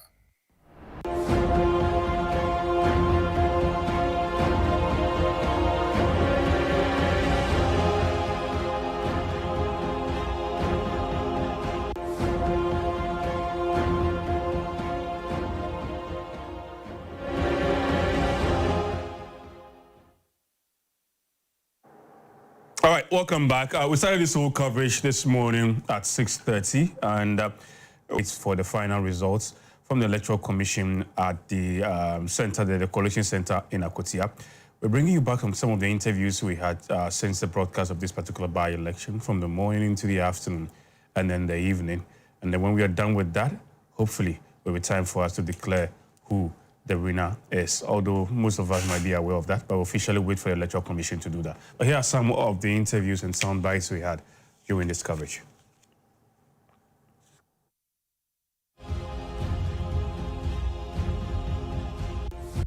What is very commendable for me, I would put on record, I mean, the police arrangement for me has been a couple of polling stations we've been to, in anticipation of any untoward thing that could happen. The arrangement has been perfect. In fact, consistent with the word that was given to us by the police. We are very keen as Peace Council about the safety election materials and in the safety of the polling station itself. So we don't see a situation where the police becomes overpowered by over-enthusiastic, parties of supporters. And learning from the lessons before, I think the arrangement has been very perfect. We've spoken to the POs. All of them have given us that things are very calm, hoping that we'll see a build-up of the voters coming up so that we will see. So we only want to encourage voters and party supporters alike that there's no need for violence. I want to emphasize that. In this election, there's no need for violence. We will be able to complete this election and this constituency. By the time when we are finishing, as a nation, we are all confident that we've learned our lessons and we are improving our electoral process. I will quickly add that constituency, and it comes with cost and all those things. I mean, why we should improve and go beyond this. The big people of the Peace Council, make sure that you talk to the people, both all the political parties, and you did. And you didn't stay in Accra, but you have also come to the ground. You were there, you had meetings with them again on the ground over here, and today you are on the ground. I'm so the Peace Council, I think we'll continue to work. And when we work together, I think from here, I'm sure Tamale will come. And we shall meet there to continue. Thank you very much. Thank you very much for your support. This is really a wonderful Peace Council. And I'm happy working with you. Thank you so much. Thank you for your leadership. Thank you. How is the process so far from your monitoring? So far, so good. Everything is going well. The people are comporting themselves. And then the electoral officials are also working without any fear. Police, the protection they have to give. The day is still young. We hope that just as we start, it will go to the presence of police is for peace. Our issue is that anywhere people don't have police, they say, bring police, we need police, we need police. Now we have brought police. So be peaceful and come out and vote. Let me speak to Mr. Akogan. He is a Deputy Communications Officer of the NDC. He is here himself monitoring the whole process. Welcome to GTV. What have you picked up so far? So far, it's been peaceful, and this is my third electoral area. And people are just going about their business. Those who are interested in voting are in the queues. And unlike previous predictions, people thought that Akwatia is not going to be safe and all that. But it's going to follow. And the one who is able to mobilize more, pull their people out, is going to have the day, Are you okay with the turnout so far? Yes. What I've monitored really is not encouraging. Of course, it's early days yet, but are you satisfied with the turnout? I'm satisfied with the rate at which people are coming out. And you see, when it comes to by-elections, it's not like the normal elections where you see people standing even throughout the night at dawn, people even play stones there and all that. You wouldn't get that in a by-election. People will take their time, others will go to the farm, come back and come and vote. But all the places I've been to, proud to yesterday's discussions with the Peace Council and all that, you can see that agents and people who are backing or protecting the agent and all those things have all been decent. And there are places that, as at 8 o'clock, we recorded, I think, 85 votes as within just an hour. So you realize that the place is very quiet and people, like 30 people or less. It's also because of the community, how their setup is and all that. So I know that by 5 o'clock, we'll see one of the highest percentage in by-election. For me, I don't deal with magic, but we'll go beyond 1,000. That will definitely come. If you lose this particular seat, will it be a judgment on the government of the NDC? We are not losing this seat. We are winning. Yes, we are winning. The MPP is also confident of winning this seat. It's a mirage for them. Yes. Everybody can say what he wants. But if you get to the ground, and I know you have gone around, and you definitely know what plans we have put in place and how it is working perfectly, how people are voluntarily coming out to vote amongst others, we'll tell you. I've been speaking to some of the constituents. It does appear they are becoming disappointed in the whole political process. They feel both political parties have not really served them well. What in the very short term, in case you win this seat? You see, it's not just about winning this seat. It is the responsibility of the NDC, the responsibility of the government to do stuff for everybody, not just because of the parliamentary seat. Even now, maybe you say because of the campaign or because of the by-elections, a lot of things have been done. Some roads that have not seen facelift for years are seeing facelift. They're saying the person is likely to vote against the MPP. And let me explain to you. 8 months of the NDC's administration, Ghanaians have appreciated our 8 months. 8 years of the MPP, Ghanaians have not spoken kindly towards them. So that one alone should tell you that they indirectly are referring to somebody. But it's just fair to say that both NDC and MPP, so that you don't tap against the MPP.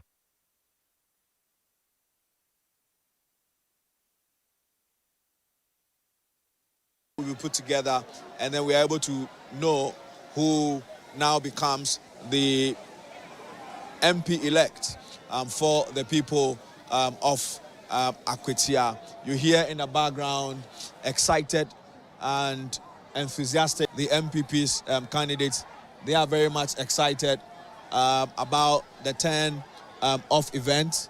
And you hear excited, party faithful by-election won here in the Wenchi area of the Akwatia constituency. Let's try and see if we can speak to some of the many electorates who voted. It's Mr. Munyaje. We're winning Solomon, we're winning Yadisa and Escumi and Wonyam. I said, look at Yabahan or by years or overtrade. And the sanity, you're winning, baby. I want you to be a winning body, you're winning, baby. You're winning. The results, no, when she had the home. What do you know, Maka? What do you know, my friend? I catch it. I tell body now, you're winning. You want to your child, I have to want you now, honey, press behind baby. I talk about you win, but when you baby are winning your child, you're winning your boom, not your journey, and before your journey. Okay, all right. So talk to the electorate party faithful. They are excited that their candidate, Solomon Asumedu, is taking a resounding lead in this particular contest. We are here. We'll be monitoring the whole process. We'll be bringing you the very latest when it comes to the Akwatia by-election. Who becomes the next MP? We'll get to know, somewhere around 8 to 9, 10 p.m.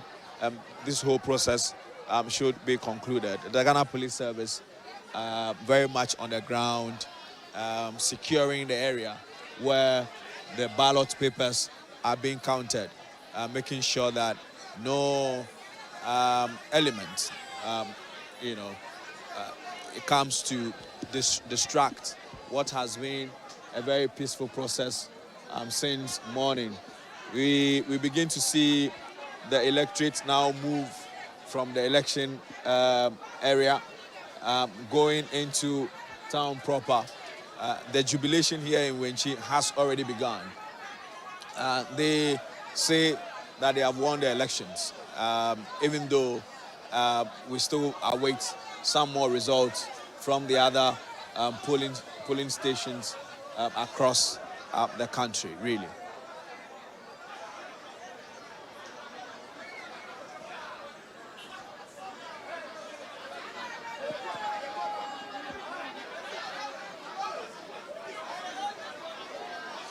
So at this point, we are still monitoring the ballot papers as being counted at the Presbyterian Polling Center B.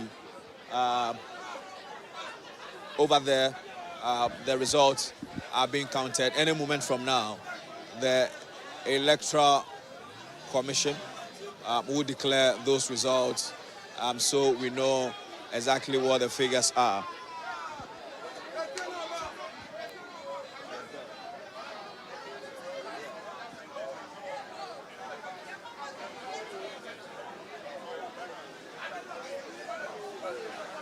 Yeah, so we monitor the counting, church polling station B in your shot there. The counting is been done. Any moment from now, we will get to know what the figures are looking like. It won't be any different from what we've seen here in Wenchi. Even the sorted ballots indicate who is winning in this particular polling station, which you see on commission declares the results at this particular polling center. The numbers are beginning to reduce here at the polling center.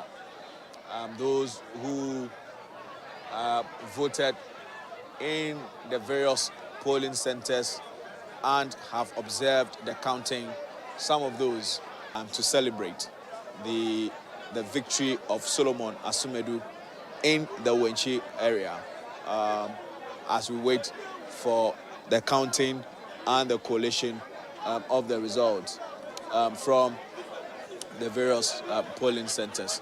At this point, we'll hand over to you in the studio as we begin to wrap up to go to the collation center proper for the final declaration. Over to you, studio.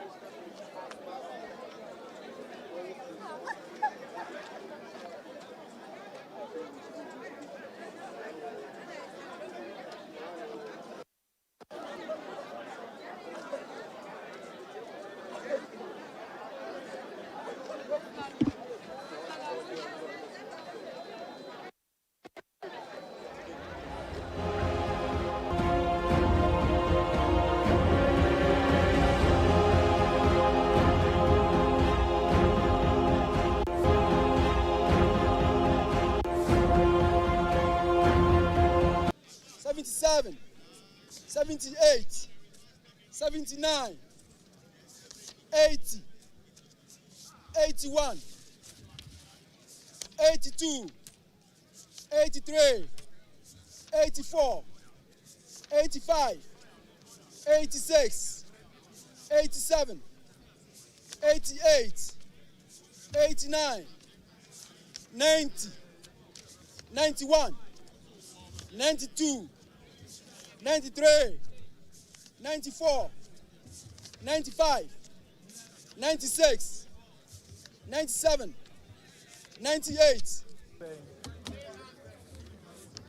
1, 2, 3, 4, 5, 6, 7, 8, 9, 10, 11, 12, 13, and 14. MPP Solomon Asumadu, 314. 314.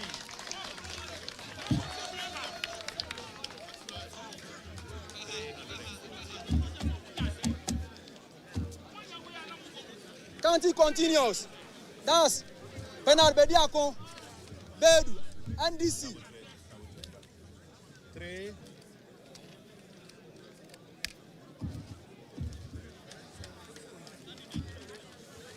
NDC. NDC. Bernard Bediako, Bedu.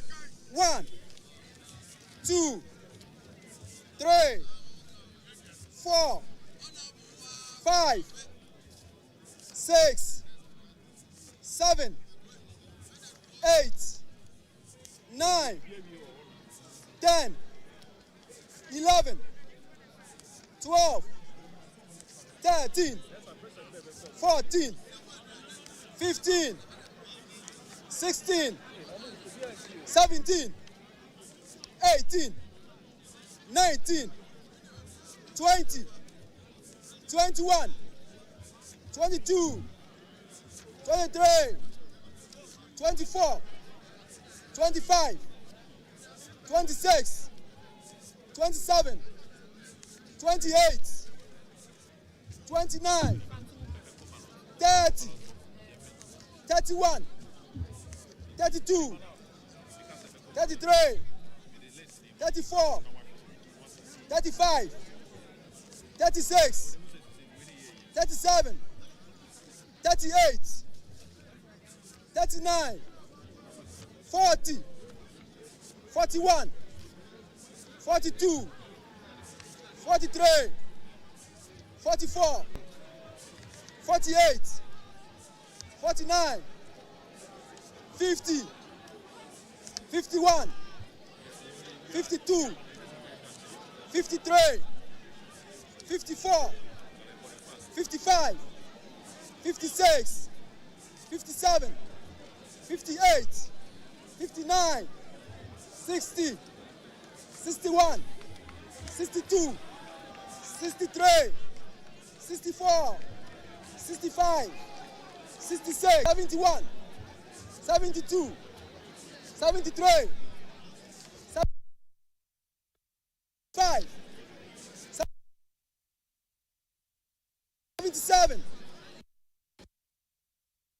89, 82, 83, 84, 85, 86, 87, 88, 89, 90, 94, 95, 96, 97, 98, 99, 100. County continues. NDC. 1, 2, 3, 4, 5. 107. Rejected ballots. Rejected ballot. 4, 5, 6, and 7. Rejected Rejected ballot 7. 428.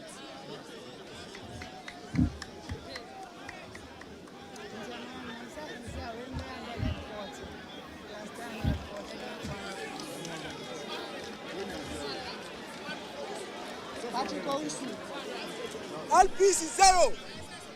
Sorry. LPC 0. Patrick Owusu 0. LPJ 0. Okay. 0. What can rejected ballot? 7. 314. Yeah. 107.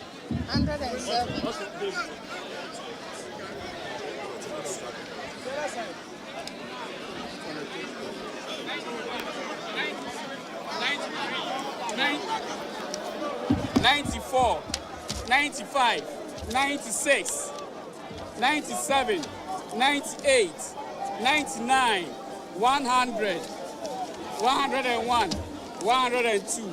That's 302 for Asumadu Solomon, NPP. 302. 302.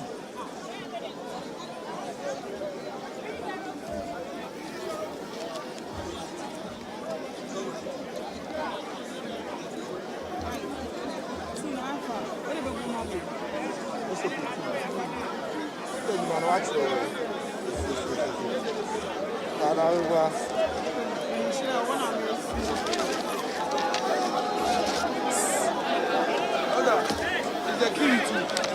The key.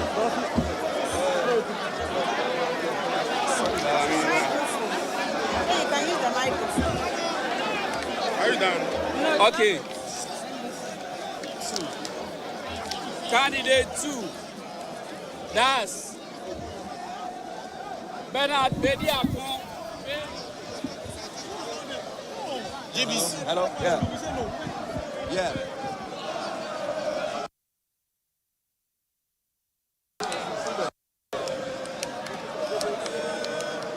Yes, the pres is AMB, yes, Presby AMB at Wenchi. Yeah, they are done. Okay. Yeah.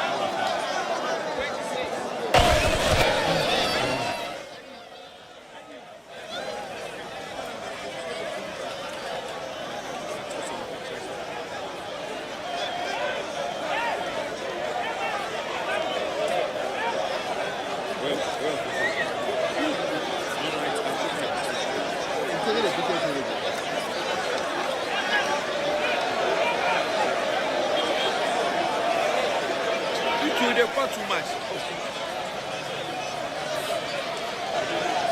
My phone is off, so I'm using my keys.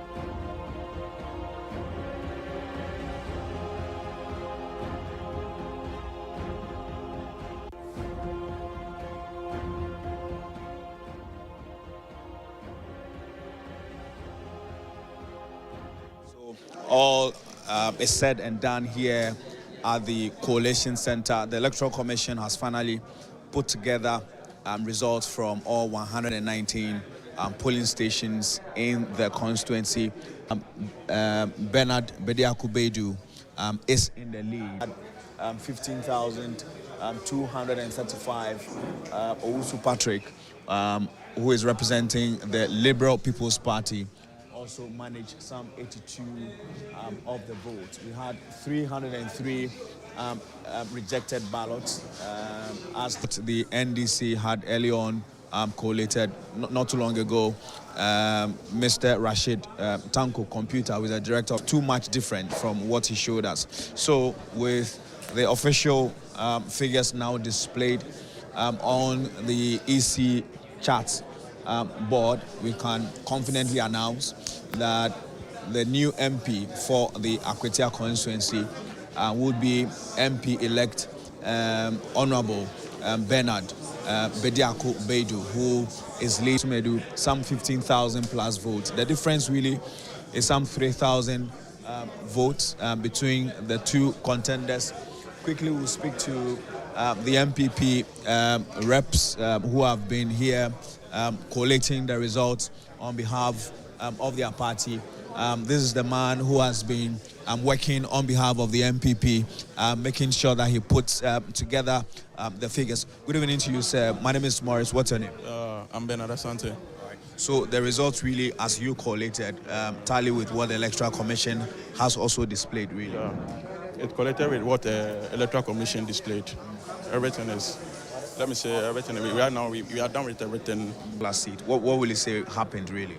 Okay, from what I saw, I think Takoradi, where the parliamentary candidate for the NDC is, I think that's where he got more vote from. Okay. As to the previous times where the MPP used to get more votes over there. Okay. Yeah. But your candidate also comes from the Buedria area. Buedria area, we know it to be the NDC stronghold. Right. So what I would say is our candidate did very well, getting more vote over there, but it wasn't up to what the NDC candidate got at Takoradi. At which point did you realize that? There was a low vote. I would say there was a low vote turnout due to some kind of little intimidation from the other various places. Which places are those? Oh, right now I can't disclose that. There's no need for me to do it. Let's say, I would say Wenchi, for instance, the way they were intimidating some people, some of our people, it was too bad. And then Aplamai, for instance, that was it. Yeah. So what will be the way forward for the MPP in this particular constituency? You want to re-strategize and come back in 2028? In 2028, definitely, we are going to restructure everything, make sure we put some certain things in place and then come back strong. Is a test of the let's say the work or the work of the national executives, or even the regional executives or the constituency executives.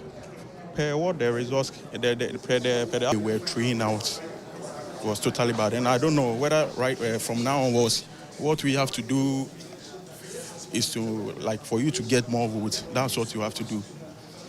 The amount they were throwing out to, because some of the people, before you even ask them to, were throwing money, the money in their cars and everything, they were throwing up to the. It was too bad. All right. So on our way forward, I think we need to strategize some things and then come back strong.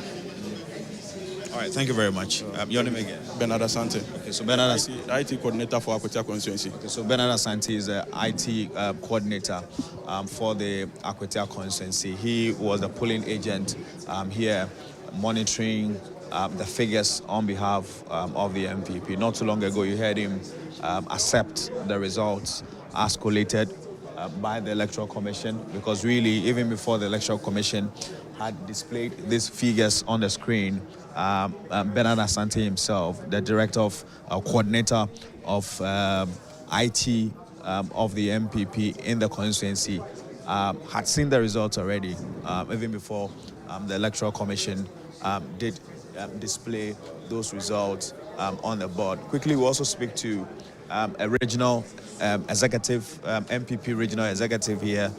He's also been here monitoring the whole process on behalf of the MPP. Good evening to you, sir.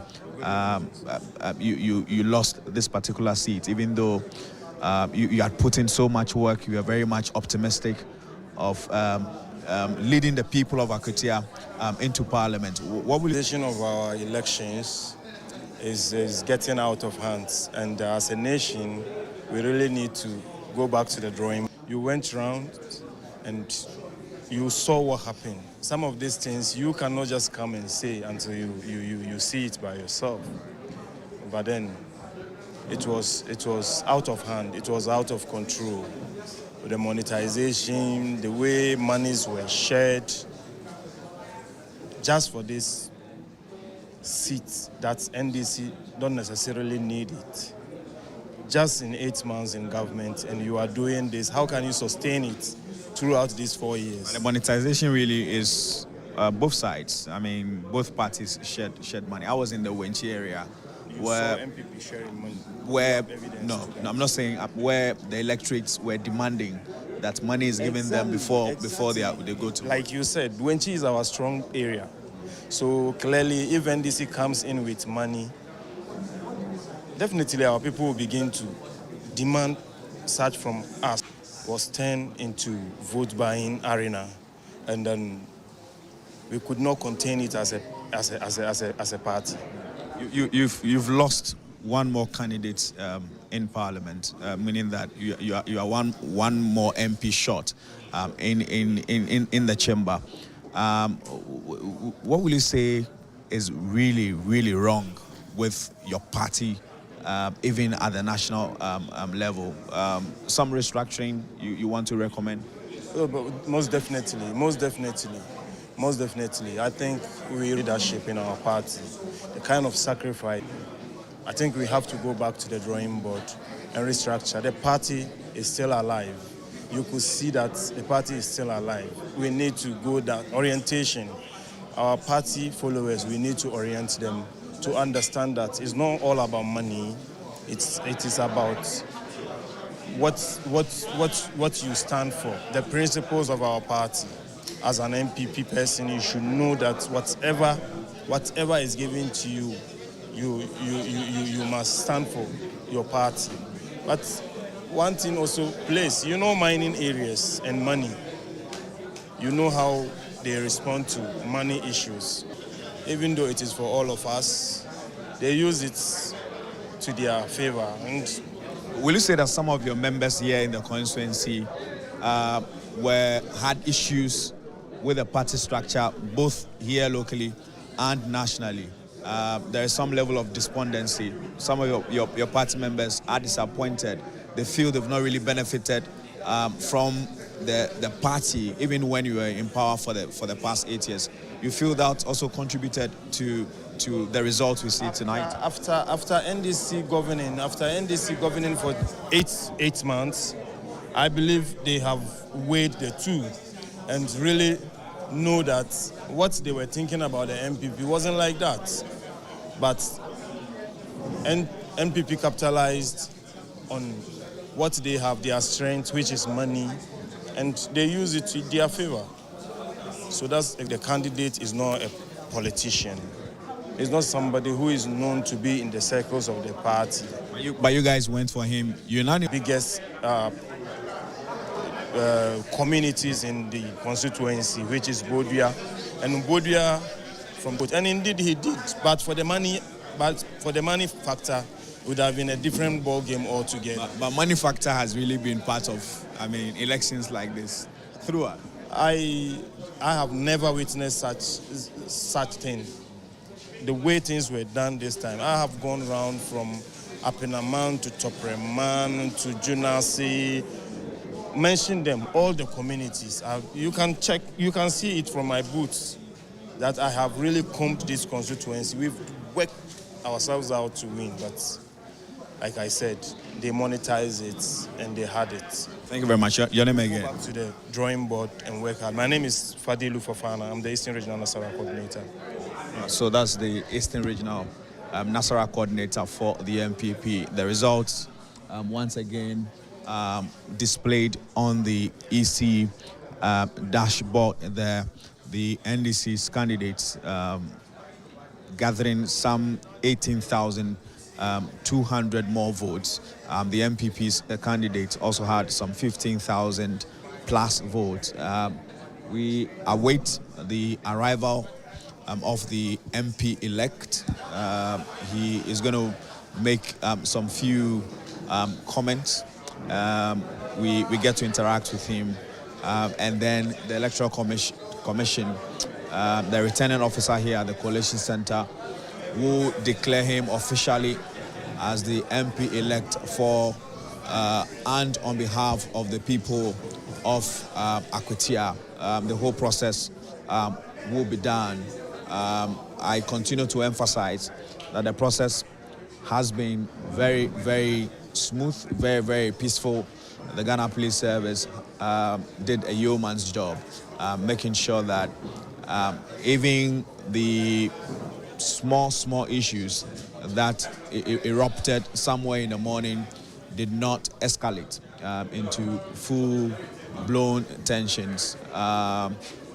They are still here in their numbers, making sure that no stone is left unturned. We await the arrival of the MP-elect lawyer Bernard Bediako Bedu. He is a 40-year-old politician, businessman, and also a private legal practitioner. He was going against the MPP's Solomon Asumedu, who is a businessman into small-scale mining. So there we have it.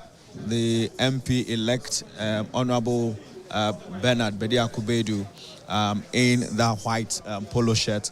He will take his seat, and then any moment from now, that official ceremony of declaring him the MP-elect will begin, and then we get to wrap up, and the whole process would come to an end.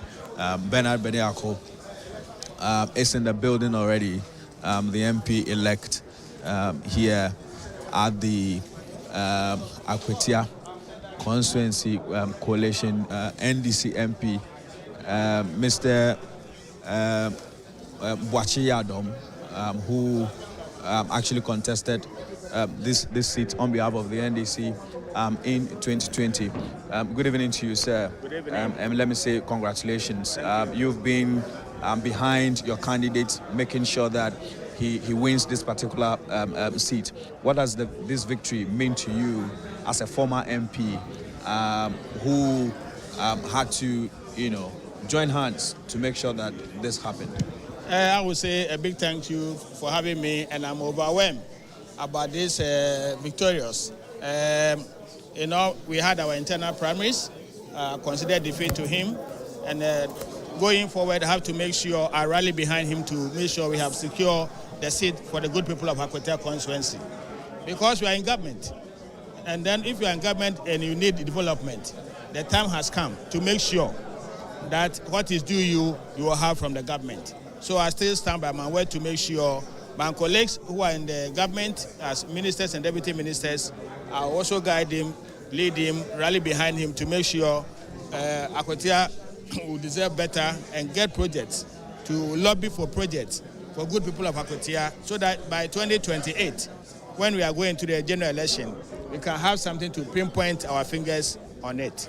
What will you say did the magic for you? Is it the messaging, or your candidates, or the strategy you put on the ground, monitoring the whole process? A strategy counts, and then the good people also listen to us, because our message went down very well, that it is not about money.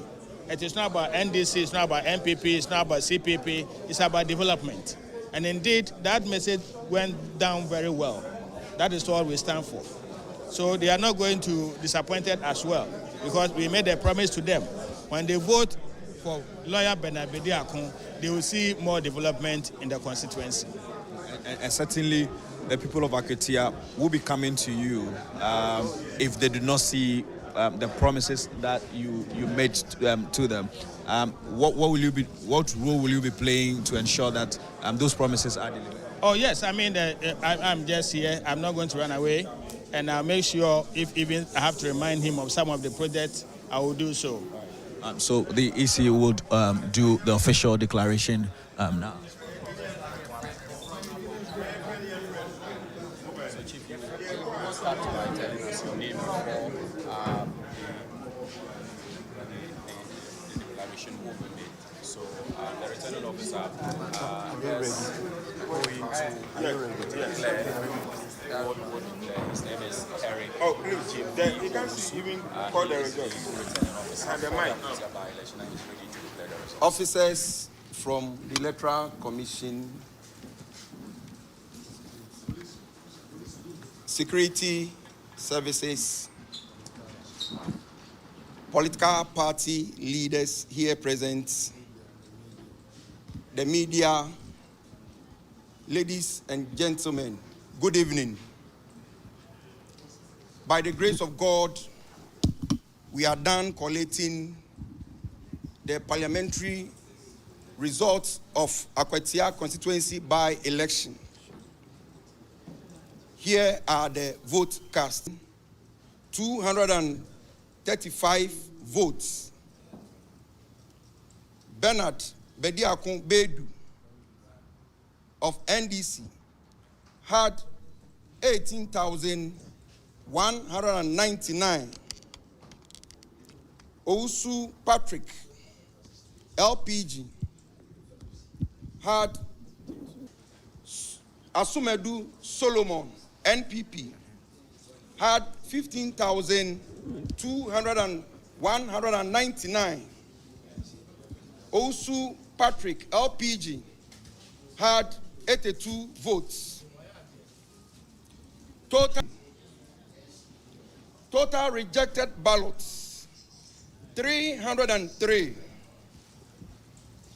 Total vote casts, 33,819. With the figures mentioned so far, Director, with your permission,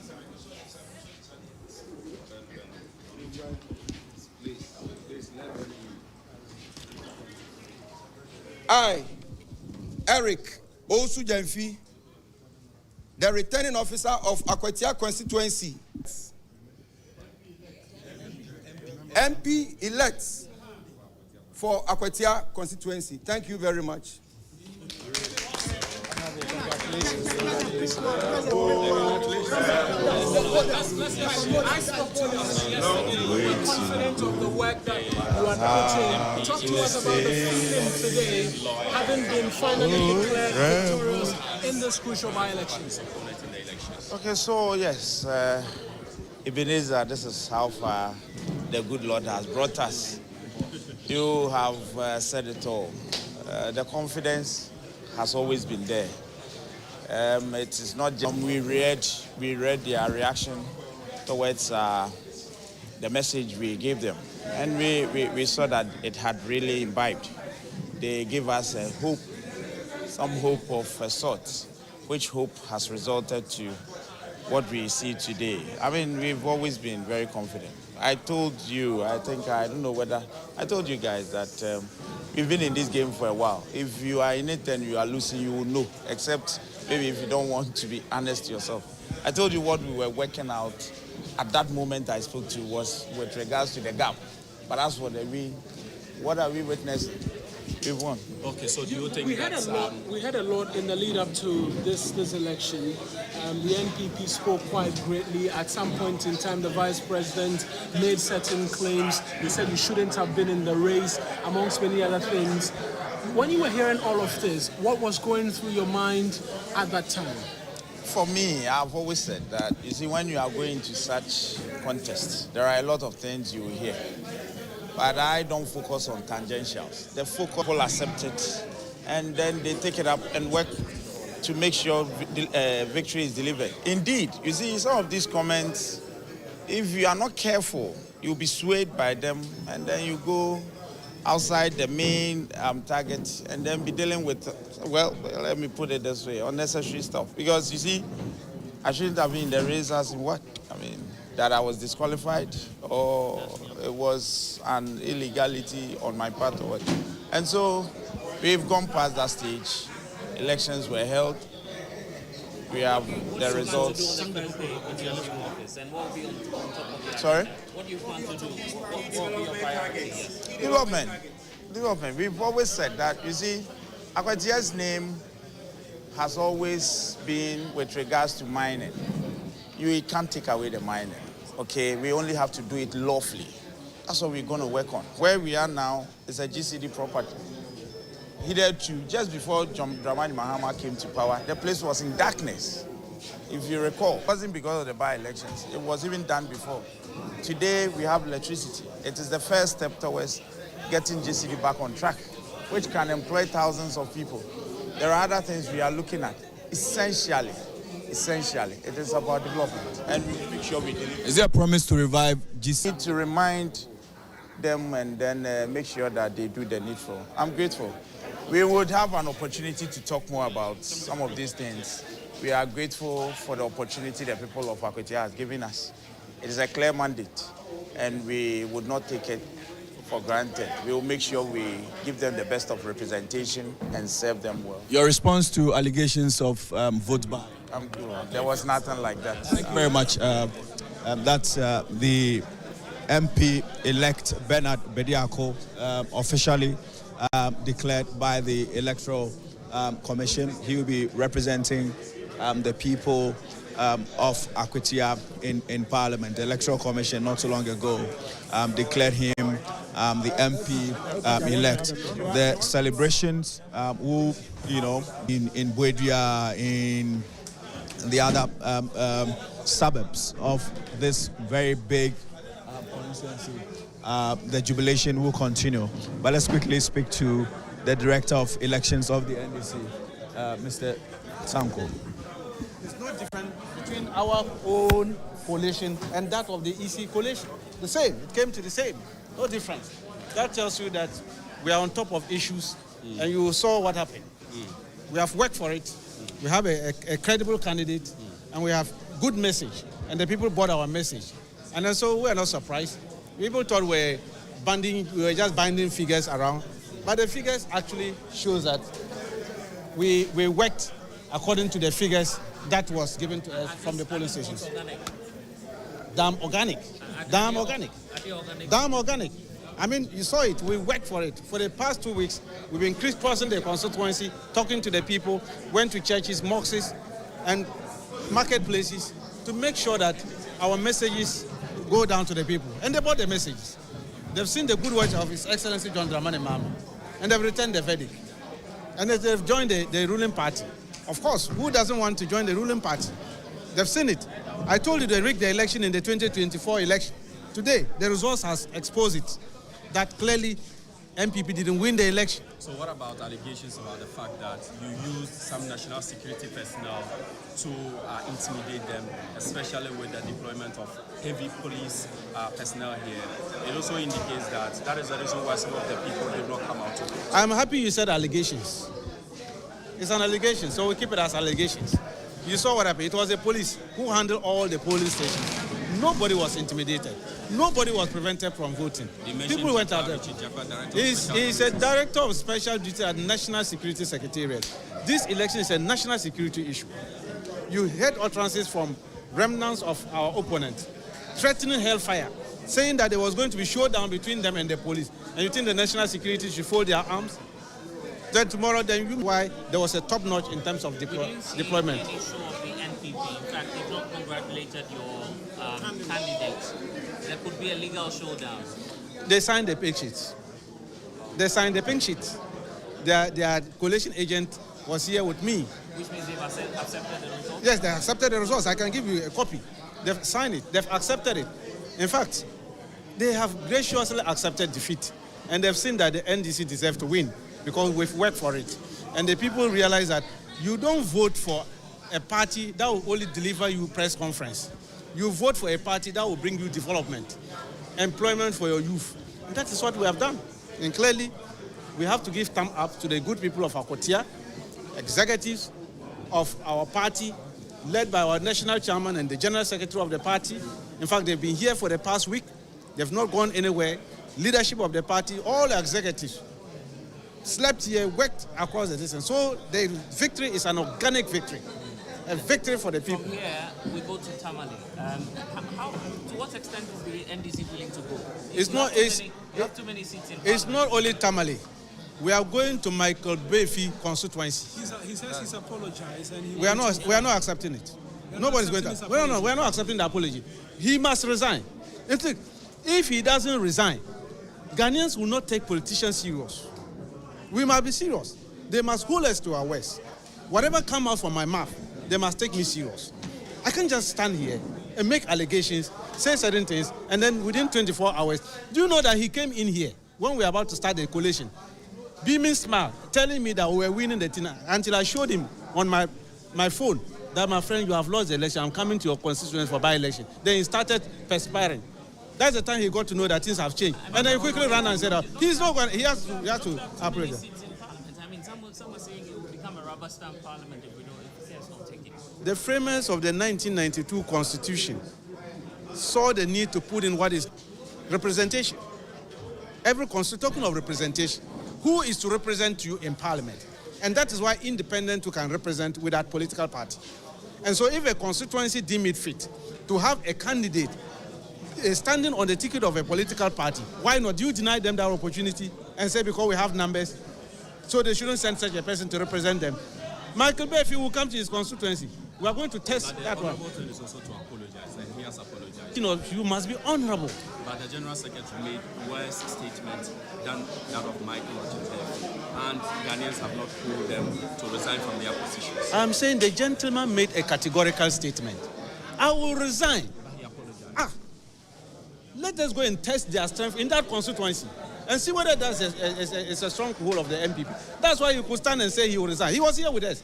We are going to hold him. If he doesn't resign, we will write to the Speaker of Parliament.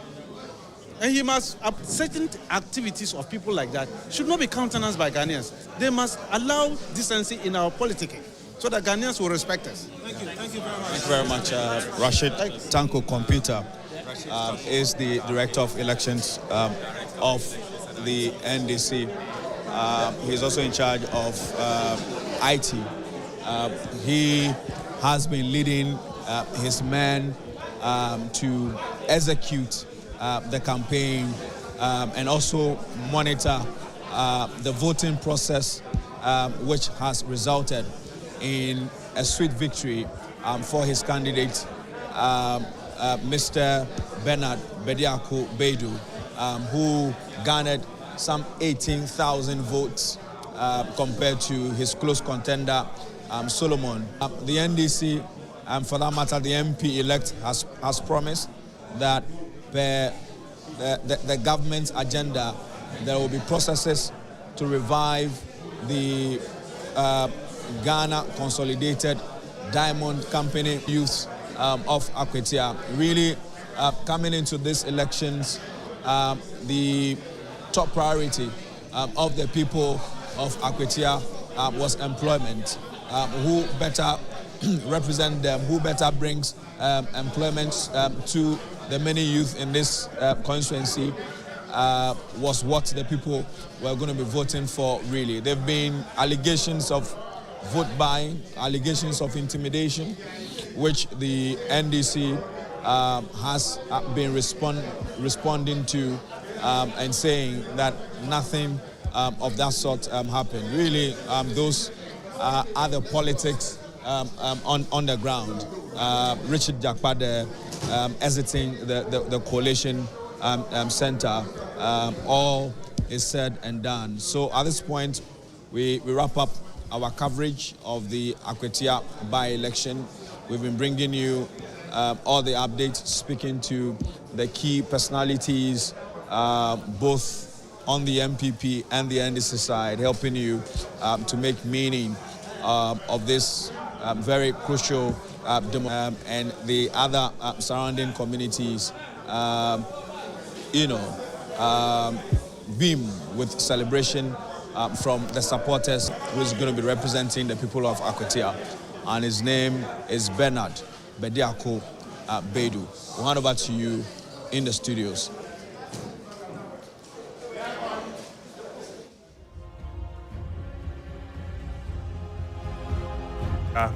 Bernard Bediako.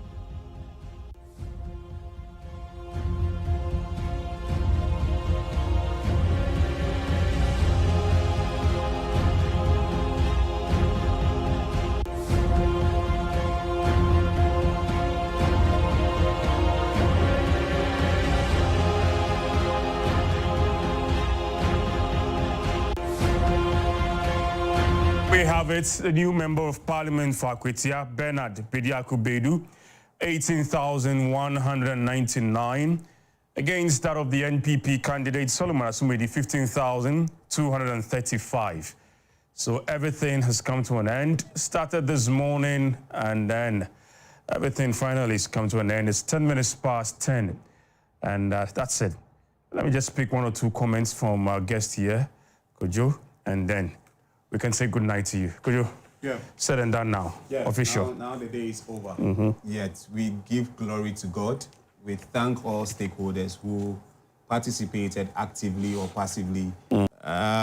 Incident-free. If small. We can manage with this. Yeah. I mean, when we look at projections and knowing that Akwatia is very volatile, I mean, anything could have happened. Looking at the police deployment and other strategies that were put in place, had seen that at least we have come to this beautiful conclusion as a nation. It is also a template for us as a nation for us to replicate this going to Tamale Central. Whatever was done here, we should be able to do it over there and do it even more better than that. Congratulations to the new MP-elect, Bernard Bediako Bedu. As I indicated, don't joke with what do you call it? Knows where to go in, how to go in, where to get the results, and indeed he has delivered. This means that the NPP's numerical strength in Parliament has reduced now 87. to 87. That is not what they really anticipated. It is now indeed minority in Parliament now. Afenyo wouldn't like that, but that is the reality on the grounds. The nation moves on. Yeah. Development, as they have promised. And for me, whatever they have said that they will do for the people of Akwatia, it is time for it to manifest on the grounds. And let this be that the confidence that they have reposed in the MP-elect and in general, the NDC as a government or as a party in general, let it be reflective on the grounds for the people to benefit. For them to know that when you sacrifice your time, you go to the polls, you cast your ballot and all that, there is a rippling effect and a benefit to you directly as an individual. And then they can change the dynamics within the constituency going forward. All right, so the vote difference is 2,964 between Bernard and then Solomon. If you compare same for the 2024 election, in 2024, NSC Akumi had 19,269, and then Henry Yadom had 17,206, with a vote difference being 2,063. But you notice that in 2024, the valid vote cast is more than that of 22,000. So, on this note, thanks a lot for your time. It's been good having you around since morning all the way till evening. On behalf of Telma, Kojo, thanks a lot for joining us. It's been good. Grateful that you joined us since morning, and we appreciate your time and all the times you spent with us here. Thank you. Welcome. And to our guests too, Fuseni Issa, and then Roger Wales, who also joined us for some analysis. Musa Danko also joined us during the course of the broadcast.